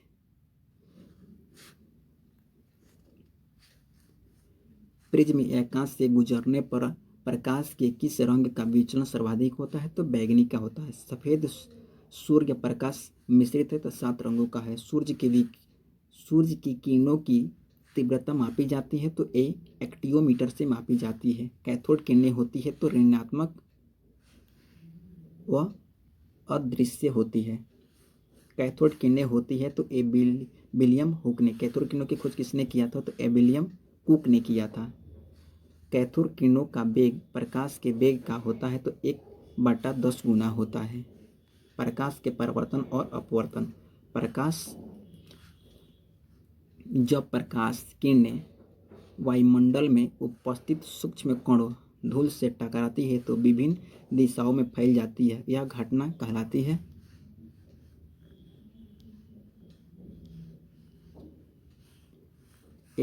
प्रकाश का प्रकीर्णन कहलाता है। प्रकाश का प्रकीर्णन सबसे कम होता है तो ये लाल रंग के प्रकाश में होता है। प्रकाश का प्रकीर्णन सबसे अधिक होता है तो बैंगनी रंग के प्रकाश में सर्वाधिक होता है। आकाश का रंग नीला दिखाई देता है, प्रकाश के प्रकीर्णन के कारण होता है। अंतरिक्ष यात्री को आकाश दिखाई देता है तो काला दिखाई देता है।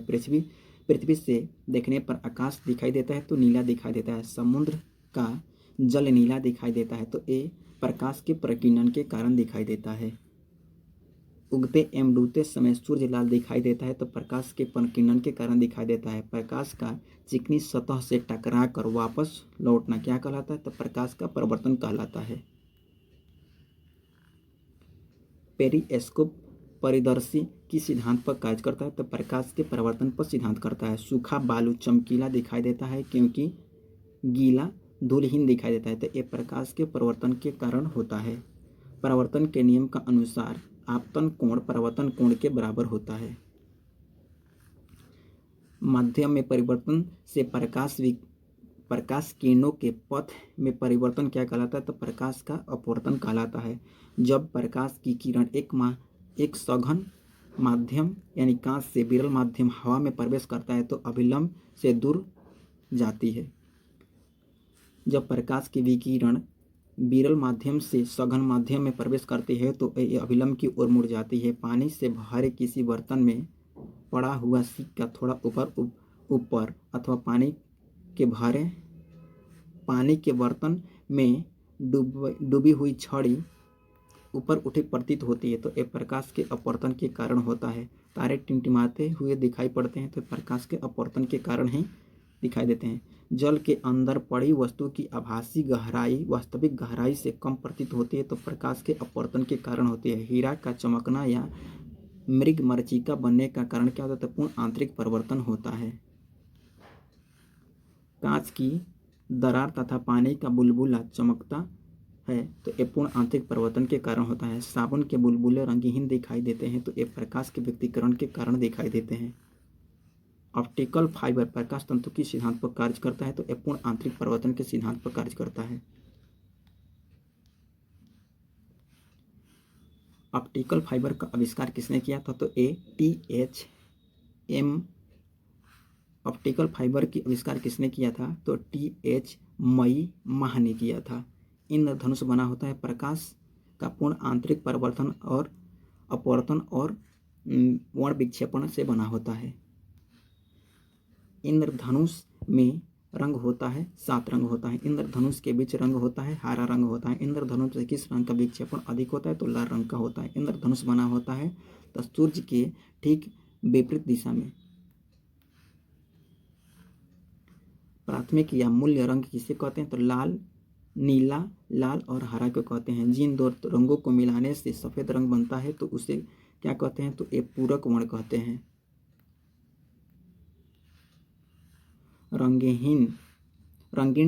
रंगीन टेलीविज़न में उपयोग किया जाता है तो प्राथमिक रंग का प्रयोग किया जाता है। टेलीविज़न का आविष्कार JL बेयर ने किया था। गोलीय दर्पण सपाट सतह युक्त दर्पण जिसका एक सतह परावर्तक एवं दूसरी सतह कलई पॉलिश की होती है क्या कहलाता है? तो ये समतल दर्पण कहलाता है। दर्पण में कलई के लिए प्रयोग किया जाता है तो ये सिल्वर नाइट्रेट का प्रयोग किया जाता है। समतल दर्पण में बना प्रतिबिंब होता है आभासी सीधा वस्तु के बराबर होता है। समतल दर्पण की वक्रता त्रिज्या अनंत होती है। प्रकाश का सबसे अच्छा परावर्तक किसे माना जाता है? तो ये समतल दर्पण को माना जाता है। समतल दर्पण में किसी वस्तु का पूरा प्रतिबिंब देखने के लिए ऊंचाई आवश्यकता है तो ये वस्तु की ऊंचाई से आधी होनी चाहिए। दो समानांतर दर्पण के बीच रखी वस्तु का प्रतिबिंब अनंत होगी। अवतल दर्पण में बना प्रतिबिंब का वास्तविक उल्टा और वस्तु के से बड़ा होगा। उत्तल दर्पण में बना प्रतिबिंब कैसा होगा? आभासी सीधा एवं वस्तु से छोटा होगा। गाड़ियों के हेडलाइट में प्रयोग किया जाता है तो एक अवतल दर्पण का प्रयोग किया जाता है। वाहनों में साइड मिरर के रूप में किसका प्रयोग किया जाता है? तो एक उत्तल दर्पण का प्रयोग किया जाता है। सोडियम परावर्तक लैंप के रूप में किस दर्पण का प्रयोग किया जाता है? तो ये उत्तल दर्पण का प्रयोग किया जाता है।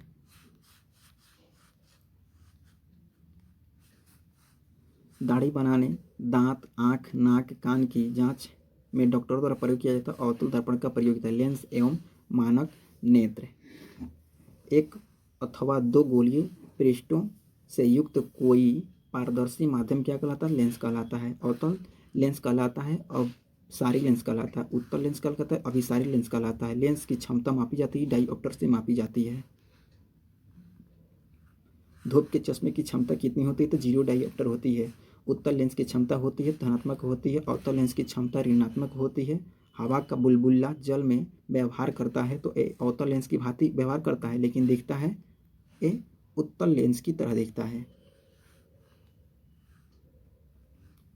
मानव नेत्र कार्य करता है तो उत्तल लेंस की सतह पर तरह कार्य करता है। मानव नेत्र के रेटिना पर बना प्रतिबिंब वास्तविक एवं उल्टा होता है। फोटोग्राफी कैमरे का कौन सा भाग रेटिना की तरह कार्य करता है? तो उसका फिल्म जो होता है वही रेटिना की तरह कार्य करता है। नेत्रदान मनुष्य दान करता है तो कॉर्निया दान करता है। आँख में प्रवेश करने वाले प्रकाश की मात्रा को नियंत्रित किया जाता है तो ये आइरिस के द्वारा नियंत्रित किया जाता है। आँख के रंग से मतलब है तो ये आइरिस का रंग। रेटिना का शंकु एवं छड़ निर्धारित है तो किससे है? तो ये क्रमशः क्या जाएगा? आँख का रंग एवं प्रकाश की तीव्रता। मानव नेत्र की स्पष्ट दर्शन की न्यूनतम दूरी कितनी होती है? तो ये 25 सेंटीमीटर होती है। आँख के लिए न्यूनतम दूरी कितनी होती है? तो ये अनंत होती है। निकटतम दृष्टि दोष में व्यक्ति को नज़दीक की वस्तुएं दिखाई देती है दूर की नहीं। निकट दृष्टि दोष का कारण क्या होता है? नेत्र लेंस की मोटाई में वृद्धि तथा फोकस दूरी में कमी। दूर दृष्टि दोष व्यक्तित्व होते हैं, दूर दूर की वस्तु दिखाई देती है, नज़दीक की नहीं। दूरदृष्टि दोष का कारण है तो नेत्र लेंस की मोटाई में कमी तथा फोकस दूरी में वृद्धि। निकट दृष्टि से मायोपिया दूर किया जा सकता है तो अवतल लेंस के चश्मे का प्रयोग करके। दूरदृष्टि दोष हाइपर मेटोपिया दूर किया जा सकता है तो उत्तल लेंस के चश्मे के प्रयोग से। दूरदृष्टि दोष होने पर प्रतिबिंब बनता है तो रेटिना के पीछे। जरा दृष्टि दोष में व्यक्ति न तो दूर की वस्तु और न ही निकट की वस्तु देख पाता है। जरा दृष्टि दोष यानी प्रेसबायोपिया निवारण हेतु प्रयोग किया जाता है तो द्विफोक्सी लेंस का प्रयोग किया जाता है।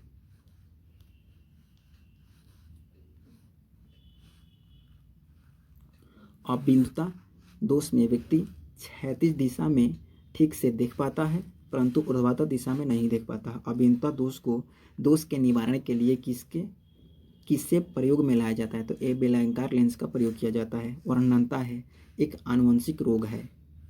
क्या है? एक आनुवंशिक रोग है। वर्णनता रोग में व्यक्ति किस रंग में विभेद नहीं कर पाता है तो लाल एवं हरा में। साज घड़ी के बारीक पुर्जों को देखने के लिए इसका प्रयोग किया जाता है तो आवर्धक लेंस का प्रयोग किया जाता है। कैमरे में लगा होता है तो उत्तल लेंस लगा होता है। सूक्ष्मदर्शी में प्रयोग किया जाता है तो उत्तल लेंस प्रयोग किया जाता है। सूक्ष्मदर्शी का आविष्कार जेड जॉनसन ने किया था। संयुक्त सूक्ष्मदर्शी में प्रयोग होता है तो दो उत्तल लेंस। इलेक्ट्रॉन सूक्ष्मदर्शी का आविष्कार किसने किया था तो नॉल और रूस्का ने किया था। दूरबीन का आविष्कार किसने किया था तो हैंस लिप्रेसी ने किया था। दूर की वस्तुओं को देखने के लिए प्रयोग किया जाता है तो टेलीस्कोप का प्रयोग किया जाता है। टेलीस्कोप का आविष्कार किसने किया था तो गैलीलियो ने किया था। विद्युत धारा किसी चालक में विद्युत आवेश की प्रवाह की दर क्या कहलाती है? विद्युत धारा कहलाती है। विद्युत धारा होती है तो एक सदिश राशि, सॉरी दोस्त, यहाँ पे एक अदिश राशि होती है। विद्युत धारा होती है एक अदिश राशि होती है। विद्युत धारा का एक मात्रक एम्पियर है। विद्युत धारा मापी जाती है आमीटर से मापी जाती है। आदर्श आमीटर का प्रतिरोध होता है तो 0 होता है। विद्युत आवेश का एक मात्रक कूलाम होता है। एक कूलाम आवेश बराबर होता है 6.25 × 10⁻18 इलेक्ट्रॉन। इलेक्ट्रॉन वोल्ट इकाई है ऊर्जा की। विद्युत शक्ति का एक मात्रक है वोल्ट। 1 किलोवाट घंटा बराबर होता है 1 मिनट होता है। 1 किलोवाट घंटा बराबर होता है 3.6 × 10⁻6 जूल। विद्युत वाहक बल्ब का मात्रक होता है वोल्ट होता है। विद्युत विभव का ऐसा एक मात्रक होता है वोल्ट होता है। विद्युत धारिता का ऐसा एक मात्रक क्या होता है फैराडे होता है। विद्युत परिपथ में विद्युत धारा की उपस्थिति मापी जाती है तो एक गैल्वेनोमीटर से मापी जाती है। शंट होता है एक कम प्रतिरोध वाला तार होता है। लघु पतन शॉर्ट सर्किट के समय परिपथ में विद्युत धारा का मान बढ़ जाता है। विद्युत परिपथ में उदासीन तार का रंग होता है तो काला होता है।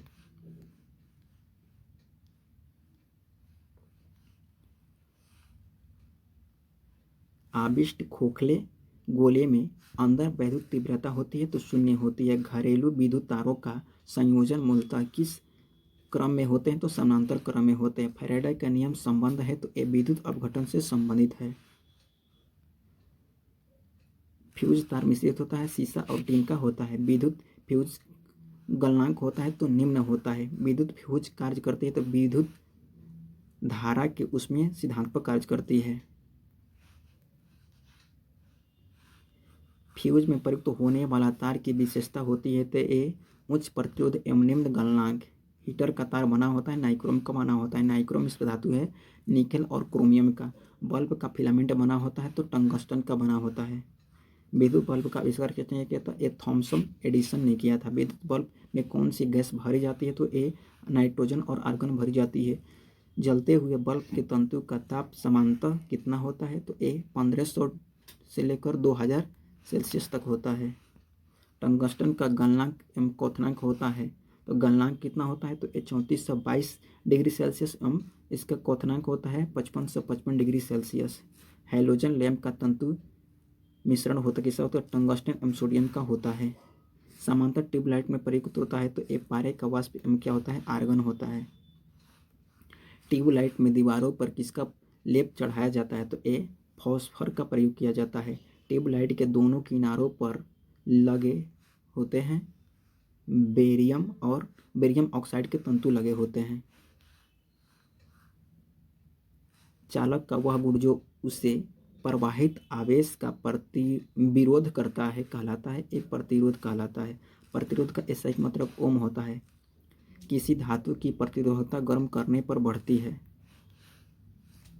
प्रतिरोध का ऐसा ही मात्रक ओम मीटर होता है। विभवांतर मापी जाती है वोल्टमीटर से मापी जाती है। आदर्श वोल्टमीटर का प्रतिरोध होता है अनंत होता है। ऊर्जा रूपांतरण वह क्रिया जिसमें किसी चालक को परिवर्तित चुंबकीय क्षेत्र में रखने पर चालक में विद्युतीय धारा प्रेरित है कहलाता है। ये तो ये विद्युत चुंबकीय प्रेरण कहलाता है।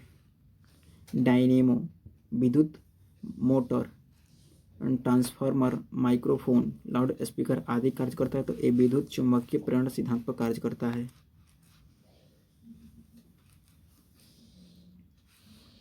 डायनेमो परिवर्तित करता है यांत्रिक ऊर्जा को विद्युत ऊर्जा में परिवर्तित करता है। डायनेमो का आर्मेचर बना होता है तो ये लौह चुंबकीय पदार्थ का बना होता है। विद्युत मोटर कहलाता है तो विद्युत ऊर्जा को यांत्रिक ऊर्जा में बदलता है। माइक्रोफोन ध्वनि ऊर्जा को विद्युत ऊर्जा में बदलता है।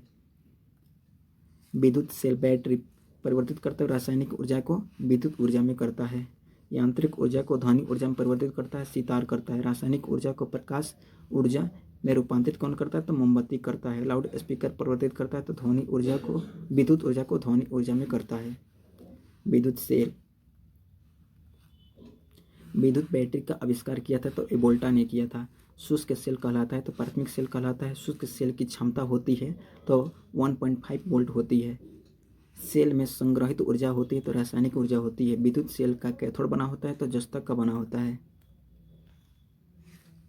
विद्युत सेल का एनोड बना होता है कार्बन का बना होता है। सेल के एनोड होता है तो ये धन आवेश होता है और सेल का कैथोड होता है तो ऋण आवेश होता है। संचालक पेटियम प्रयुक्त होता है तो शीशा प्रयुक्त होता है। गैल्ना अयस्क शीशा यानी लीड का अयस्क है। किसी लौण के जलीय विलयन को किसी लौण के जलीय विलयन को जिसमें से विद्युत धारा गुजर सकती है उसको क्या कहते हैं? विद्युत अपघट्य कहते हैं। शीशा संचायक बैटरी एवं कार बैटरी में प्रयुक्त विद्युत अपघट्य कौन सा है? तो सल्फ्यूरिक अम्ल हो जाएगा। लेक्लांसे सेल में प्रयुक्त विद्युत अपघट्य होता है तो अमोनिया क्लोराइड होता है। लेक्लांसे सेल का प्रयोग किया जाता है तो ये विद्युत घंटी टेलीफोन आदि में किया जाता है। टेलीफोन का आविष्कार किसने किया था? तो एक ग्राहम बेल के द्वारा किया गया था। विद्युत घंटी कार्य करती है तो ये विद्युत चुंबकीय प्रभाव पर कार्य करती है। दूरबीन का आविष्कार किसने किया था? हेक्सले लिप्रेसी ने किया था। यहाँ से देखेंगे दिष्ट धारा एवं प्रत्यावर्ती धारा। किसी परिपथ में एक दिशा में बहने वाली धारा कहलाती है तो दिष्ट धारा यानी डीसी कहलाती है। यदि धारा का प्रवाह समानांतर रूप से आगे पीछे हो तो क्या कहलाती है? प्रत्यावर्ती धारा यानी एसी कहलाती है।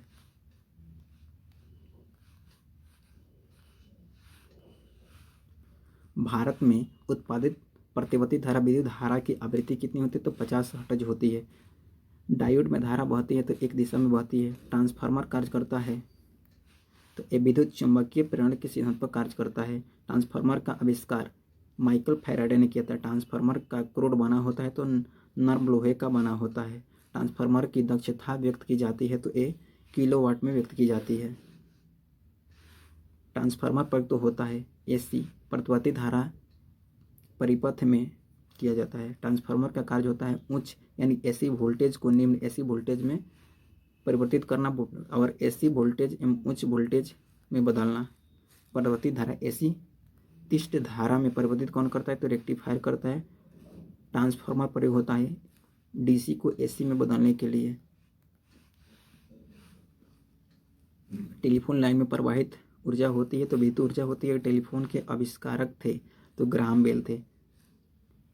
फ्लेमिंग के दाएं हस्त नियम का प्रयोग किसकी दिशा का पता लगाने के लिए किया जाता है? तो प्रेरित धारा।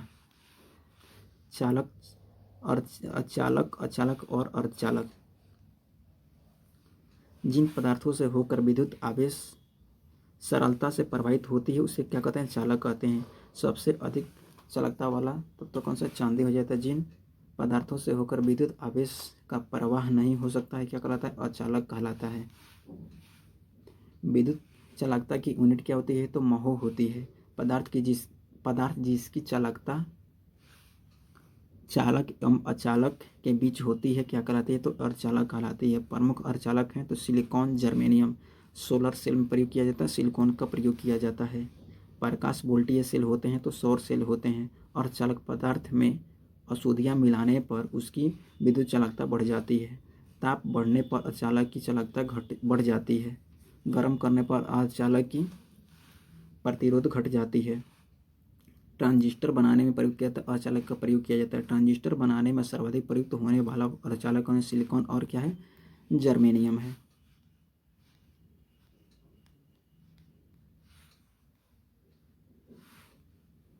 ट्रांजिस्टर का आविष्कार किसने किया था? डब्ल्यू शॉकले ने किया था। कुछ धातुओं का प्रतिरोध परम शून्य ताप के निकटतम पहुंचने पर लगभग शून्य हो जाता है तो उसे क्या कहते हैं? अतिचालक कहते हैं। अतिचालक की प्रतिरोध होता है तो शून्य होता है। अतिचालक का लक्षण होता है तो उच्च पारगम्यता होता है। वायुमंडल का दाब किसी अतिचालक द्वारा प्राप्त अधिकतम ताप होता है तो 133 केल्विन होता है। अतिचालकता की खोज किसने किया था? तो ए केमर लिंधउन्स ने किया था 1911 ईस्वी में। तड़ित के दौरान भवनों की सुरक्षा के लिए किसका प्रयोग किया जाता है? तो तड़ित चालक का प्रयोग किया जाता है। तड़ित के अधिक मात्रा में होती है विद्युत ऊर्जा होती है। तड़ित चालक का आविष्कार किसने किया था? तो ए बेंजामिन फ्रैंकलिन ने किया था। तड़ित चालक बनाए जाते हैं तो ए तांबे से बनाए जाते हैं। चुंबकत्व प्राकृतिक चुंबक होते हैं तो लोहे का ऑक्साइड होता है। कृत्रिम चुंबक बना होता है लोहा, निकेल, कोबाल्ट आदि से बना होता है। और अस्थायी चुंबक नरम लोहा से बना जाता है और अस्थायी चुंबक इस्पात से बना होता है। चुंबक के समान ध्रुवों में होता है तो ए विकर्षण होता है और चुंबक के असमान ध्रुवों में आकर्षण होता है। स्वतंत्र पूर्वक लटका हुआ चुंबक इंगित करता है उत्तर और दक्षिण दिशा को इंगित करता है। चुंबक में लोहे को अपनी ओर आकर्षण करने का गुण क्या कहलाता है? तो चुंबकत्व कहलाता है। चुंबकत्व सबसे अधिक पाया जाता है तो चुंबक के सिरों के निकट चुंबकत्व का अभाव होता है तो ये चुंबक के ठीक मध्य में चुंबकत्व खत्म हो जाता है तो ये पीटने या गर्म करने पर चुंबकीय सुई संकेत करती है तो उत्तर दिशा को चुंबक के चारों ओर का वह क्षेत्र जिसे चुंबक क्षेत्र में प्रभाव का अनुभव किया जाता है कहलाता है। यह चुंबकीय क्षेत्र कहलाता है। चुंबकीय क्षेत्र का एसआई की मात्रा क्या होता है? तो टेस्ला होता है। चुंबकीय क्षेत्र का सीजीएस मात्रक कहता है गॉस होता है। चुंबकीय क्षेत्र की तीव्रता का एसआई की मात्रक टेस्ला या न्यूटन प्रति एम्पियर मीटर या वेबर मीटर स्क्वायर होता है। विद्युत धारा के चुंबकीय प्रभाव को सर्वप्रथम अवलोकित किया था तो ए ओस्टेट के द्वारा किया गया था। चुंबकीय छड़ चुंबक के अंदर चुंबकीय क्षेत्र की दिशा होती है तो दक्षिण से उत्तर ध्रुव की ओर। किसी स्थान पर पृथ्वी का संपूर्ण चुंबकीय क्षेत्र क्षैतिज तल के साथ जितना कोण बनाता है उस स्थान को कहा जाता है तो नमन कोण कहा जाता है। पृथ्वी के ध्रुव पर नमन कोण होता है 90 डिग्री होता है। विषुवत रेखा पर नमन कोण होता है 0 डिग्री होता है। चुंबकीय मायोतर एवं भौतिकी मायोतर के बीच की कोण क्या कहलाता है? तो दिक्पात कहलाता है। दिक्पात कोण कहलाता है। पृथ्वी के दिक्पात का मान होता है तो 180 डिग्री होता है। चुंबकीय फ्लक्स की इकाई इकाई क्या कहलाती है? तो वेबर कहलाती है। यांत्रिकी ताप युग्म तापमापी किस सिद्धांत पर कार्य करता है? तो ए सीबेक के प्रभाव पर कार्य करता है। रडार किस सिद्धांत पर कार्य करता है? तो ए रेडियो तरंगों के परावर्तन पर कार्य करता है। रडार उपयोग में आता है तो ए रेडियो तरंगों द्वारा वस्तुओं की स्थिति ज्ञात करने में। रडार का आविष्कार किया था तो एच टेलर एवं लियो सी यंग ने 1930 ईस्वी में किया था। रडार का पूर्ण रूप क्या होता है? तो रेडियो डेटेंशन रेजिम होता है। क्रायोजेनिक इंजन का प्रयोग किया जाता है, रॉकेट प्रौद्योगिकी में किया जाता है। त्रिविमीय चित्र किसके द्वारा लिया जाता है, तो ए होलोग्राफी द्वारा। लेजर अथवा किसी सशक्त प्रकाश स्रोत से निकले दो प्रकाश किरणों को व्यक्तिकरण से त्रिविमीय प्रतिबिंब बनता है, तो इसे क्या कहते हैं, होलीग्राफी कहते हैं। होलीग्राफी का आविष्कार किसने किया है, डेनिस गबोर ने किया था। लेजर का आविष्कार किया टी.एच. मैमन ने किया था। LASER का पूर्ण रूप है तो light amplification by estimated emission of radiation. Next देखेंगे, लेजर प्रयोग होता है तो ये धातुओं को काटने, हीरा तराशने, रोगों के इलाज आदि में किया जाता है। मेसर एक उपकरण है जो उत्तेजित उत्सर्जन द्वारा प्रवर्धन के माध्यम से विद्युत चुम्बकीय तरंगों का उत्पादन करता है। MASER का पूर्ण रूप है तो microwave amplification by stimulated emission of radiation. Next देखेंगे, मेसर की खोज किसने किया था, चार्ल्स एस टाउन्स ने किया था। लेजर में प्रकाश विकिरणों का उत्सर्जन होता है जबकि मेसर में नहीं। ये सूक्ष्म तरंगों का परमाणु भौतिकी। प्रत्येक पदार्थ छोटे छोटे कणों से मिलकर बना होता है जिन्हें क्या कहते हैं, परमाणु कहते हैं।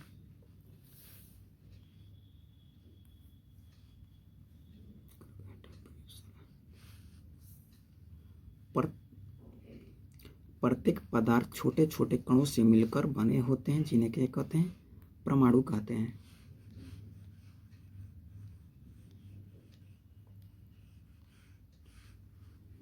परमाणु के नाभिक की खोज रदरफोर्ड ने किया था। नाभिक की त्रिज्या होती है 10⁻⁻10 मीटर।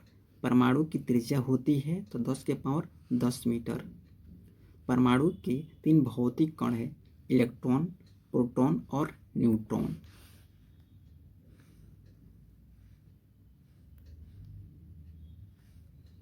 परमाणु के नाभिक में उपस्थित होते हैं तो ए प्रोटॉन और न्यूट्रॉन उपस्थित होते हैं।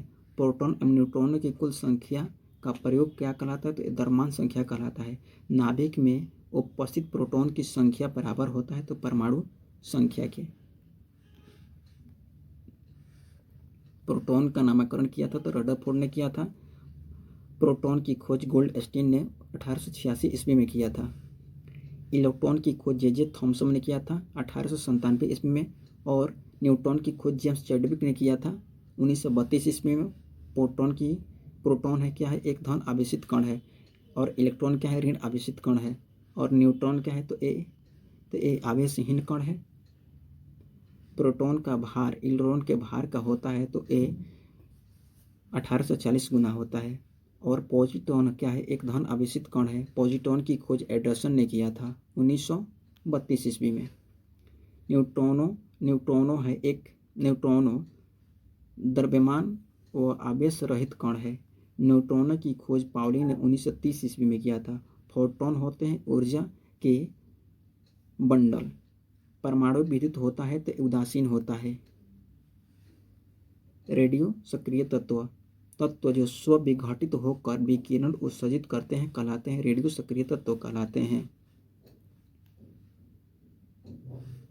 पदार्थों से विघटन के फलस्वरूप निकलने वाली किरणें कहलाती है तो रेडियो सक्रिय तरंगें कहलाती है। रेडियोधर्मी पदार्थ उत्सर्जित करते हैं तो अल्फा, बीटा और गामा उत्सर्जित करते हैं। रेडियो सक्रिय की खोज हेनरी बेकुरल ने किया था। रेडियो सक्रियता का मात्रक होता है तो क्यूरी होता है। रेडियो सक्रियता की माप की जाती है तो GS काउंटर से अल्फा, बीटा, गामा में विद्युत चुम्बकीय तरंगें केवल गामा किरणें होती हैं। गामा किरणों का नामकरण रदरफोर्ड ने किया था। गामा किरणों के खोजकर्ता थे हेनरी बेकुरल थे। वेधन क्षमता सबसे अधिक तथा तरंग दर सबसे कम किसका होता है, तो गामा किरण की होती है। कोबाल्ट 60 है रेडियो एक्टिव समस्थानिक। कोबाल्ट 60 उत्सर्जित करता है तो गामा किरण उत्सर्जित करता है।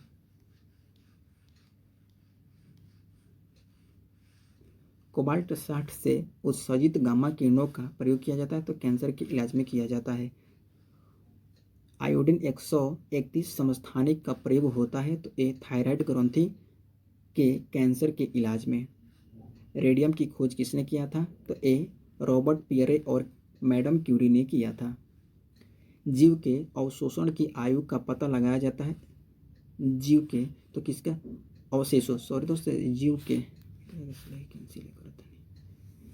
के अवशेषों की आयु का पता लगाया जाता है तो एक कार्बन डेटिंग द्वारा लगाया जाता है। पृथ्वी पर उपस्थित पुरानी चट्टानों की आयु ज्ञात किया जाता है यूरेनियम डेटिंग के द्वारा किया जाता है। नाभिकीय ऊर्जा, भारी नाभिक का दो लगभग बराबर खंडों में विभक्त होना क्या कहलाता है नाभिकीय विखंडन कहलाता है। नाभिकीय विखंडन ट्रिगर होता है तो न्यूट्रॉन होता है। अनियंत्रित श्रृंखला अभिक्रिया होती है नाभिकीय विखंडन। परमाणु बम का सिद्धांत आधारित है तो नाभिकीय विखंडन पर आधारित है। परमाणु बम में प्रयोग होने वाला तत्व है तो यूरेनियम 235 एवं प्लूटोनियम 239। प्रथम परमाणु बम बनाया था तो ए रॉबर्ट ओपेनहोमर ने बनाया था 1945 ईस्वी में। सूर्य की ऊर्जा का स्रोत नाभिकीय संलयन है। हाइड्रोजन बम आधारित है तो नाभिकीय संलयन क्रिया पर आधारित है। हाइड्रोजन बम विकसित किया था तो एडवर्ड टेलर ने 1952 ईस्वी में किया था। नाभिकीय या परमाणु रिएक्टर होता है तो ये आणविक भट्टी होता है। प्रथम नाभिकीय रिएक्टर बनाया गया था तो ये एनरिको फर्मी द्वारा 1942 ईस्वी में शिकागो में। प्रथम भारतीय नाभिकीय भट्टी है अप्सरा है। नाभिकीय रिएक्टर में मंदक के रूप में प्रयोग किया जाता है तो एक ग्रेफाइट या भारी जल का प्रयोग किया जाता है। रिएक्टर में नियंत्रक छड़ के रूप में प्रयोग किया जाता है तो एक कैडमियम या ब्रोन के छड़ का प्रयोग किया जाता है। रिएक्टर में शीतलक के रूप में प्रयोग किया जाता है तो एक भारी जल D2O एवं सोडियम का प्रयोग किया जाता है। भारत में नाभिकीय रिएक्टर में ईंधन के रूप में सर्वाधिक उपयुक्त होता है तो यूरेनियम 238। भारत में प्रचुर मात्रा में उपलब्ध महत्वपूर्ण नाभिकीय ईंधन क्या है तो थोरियम है। न्यूक्लियर बम बनाने में किसका प्रयोग किया जाता है तो यूरेनियम का प्रयोग किया जाता है।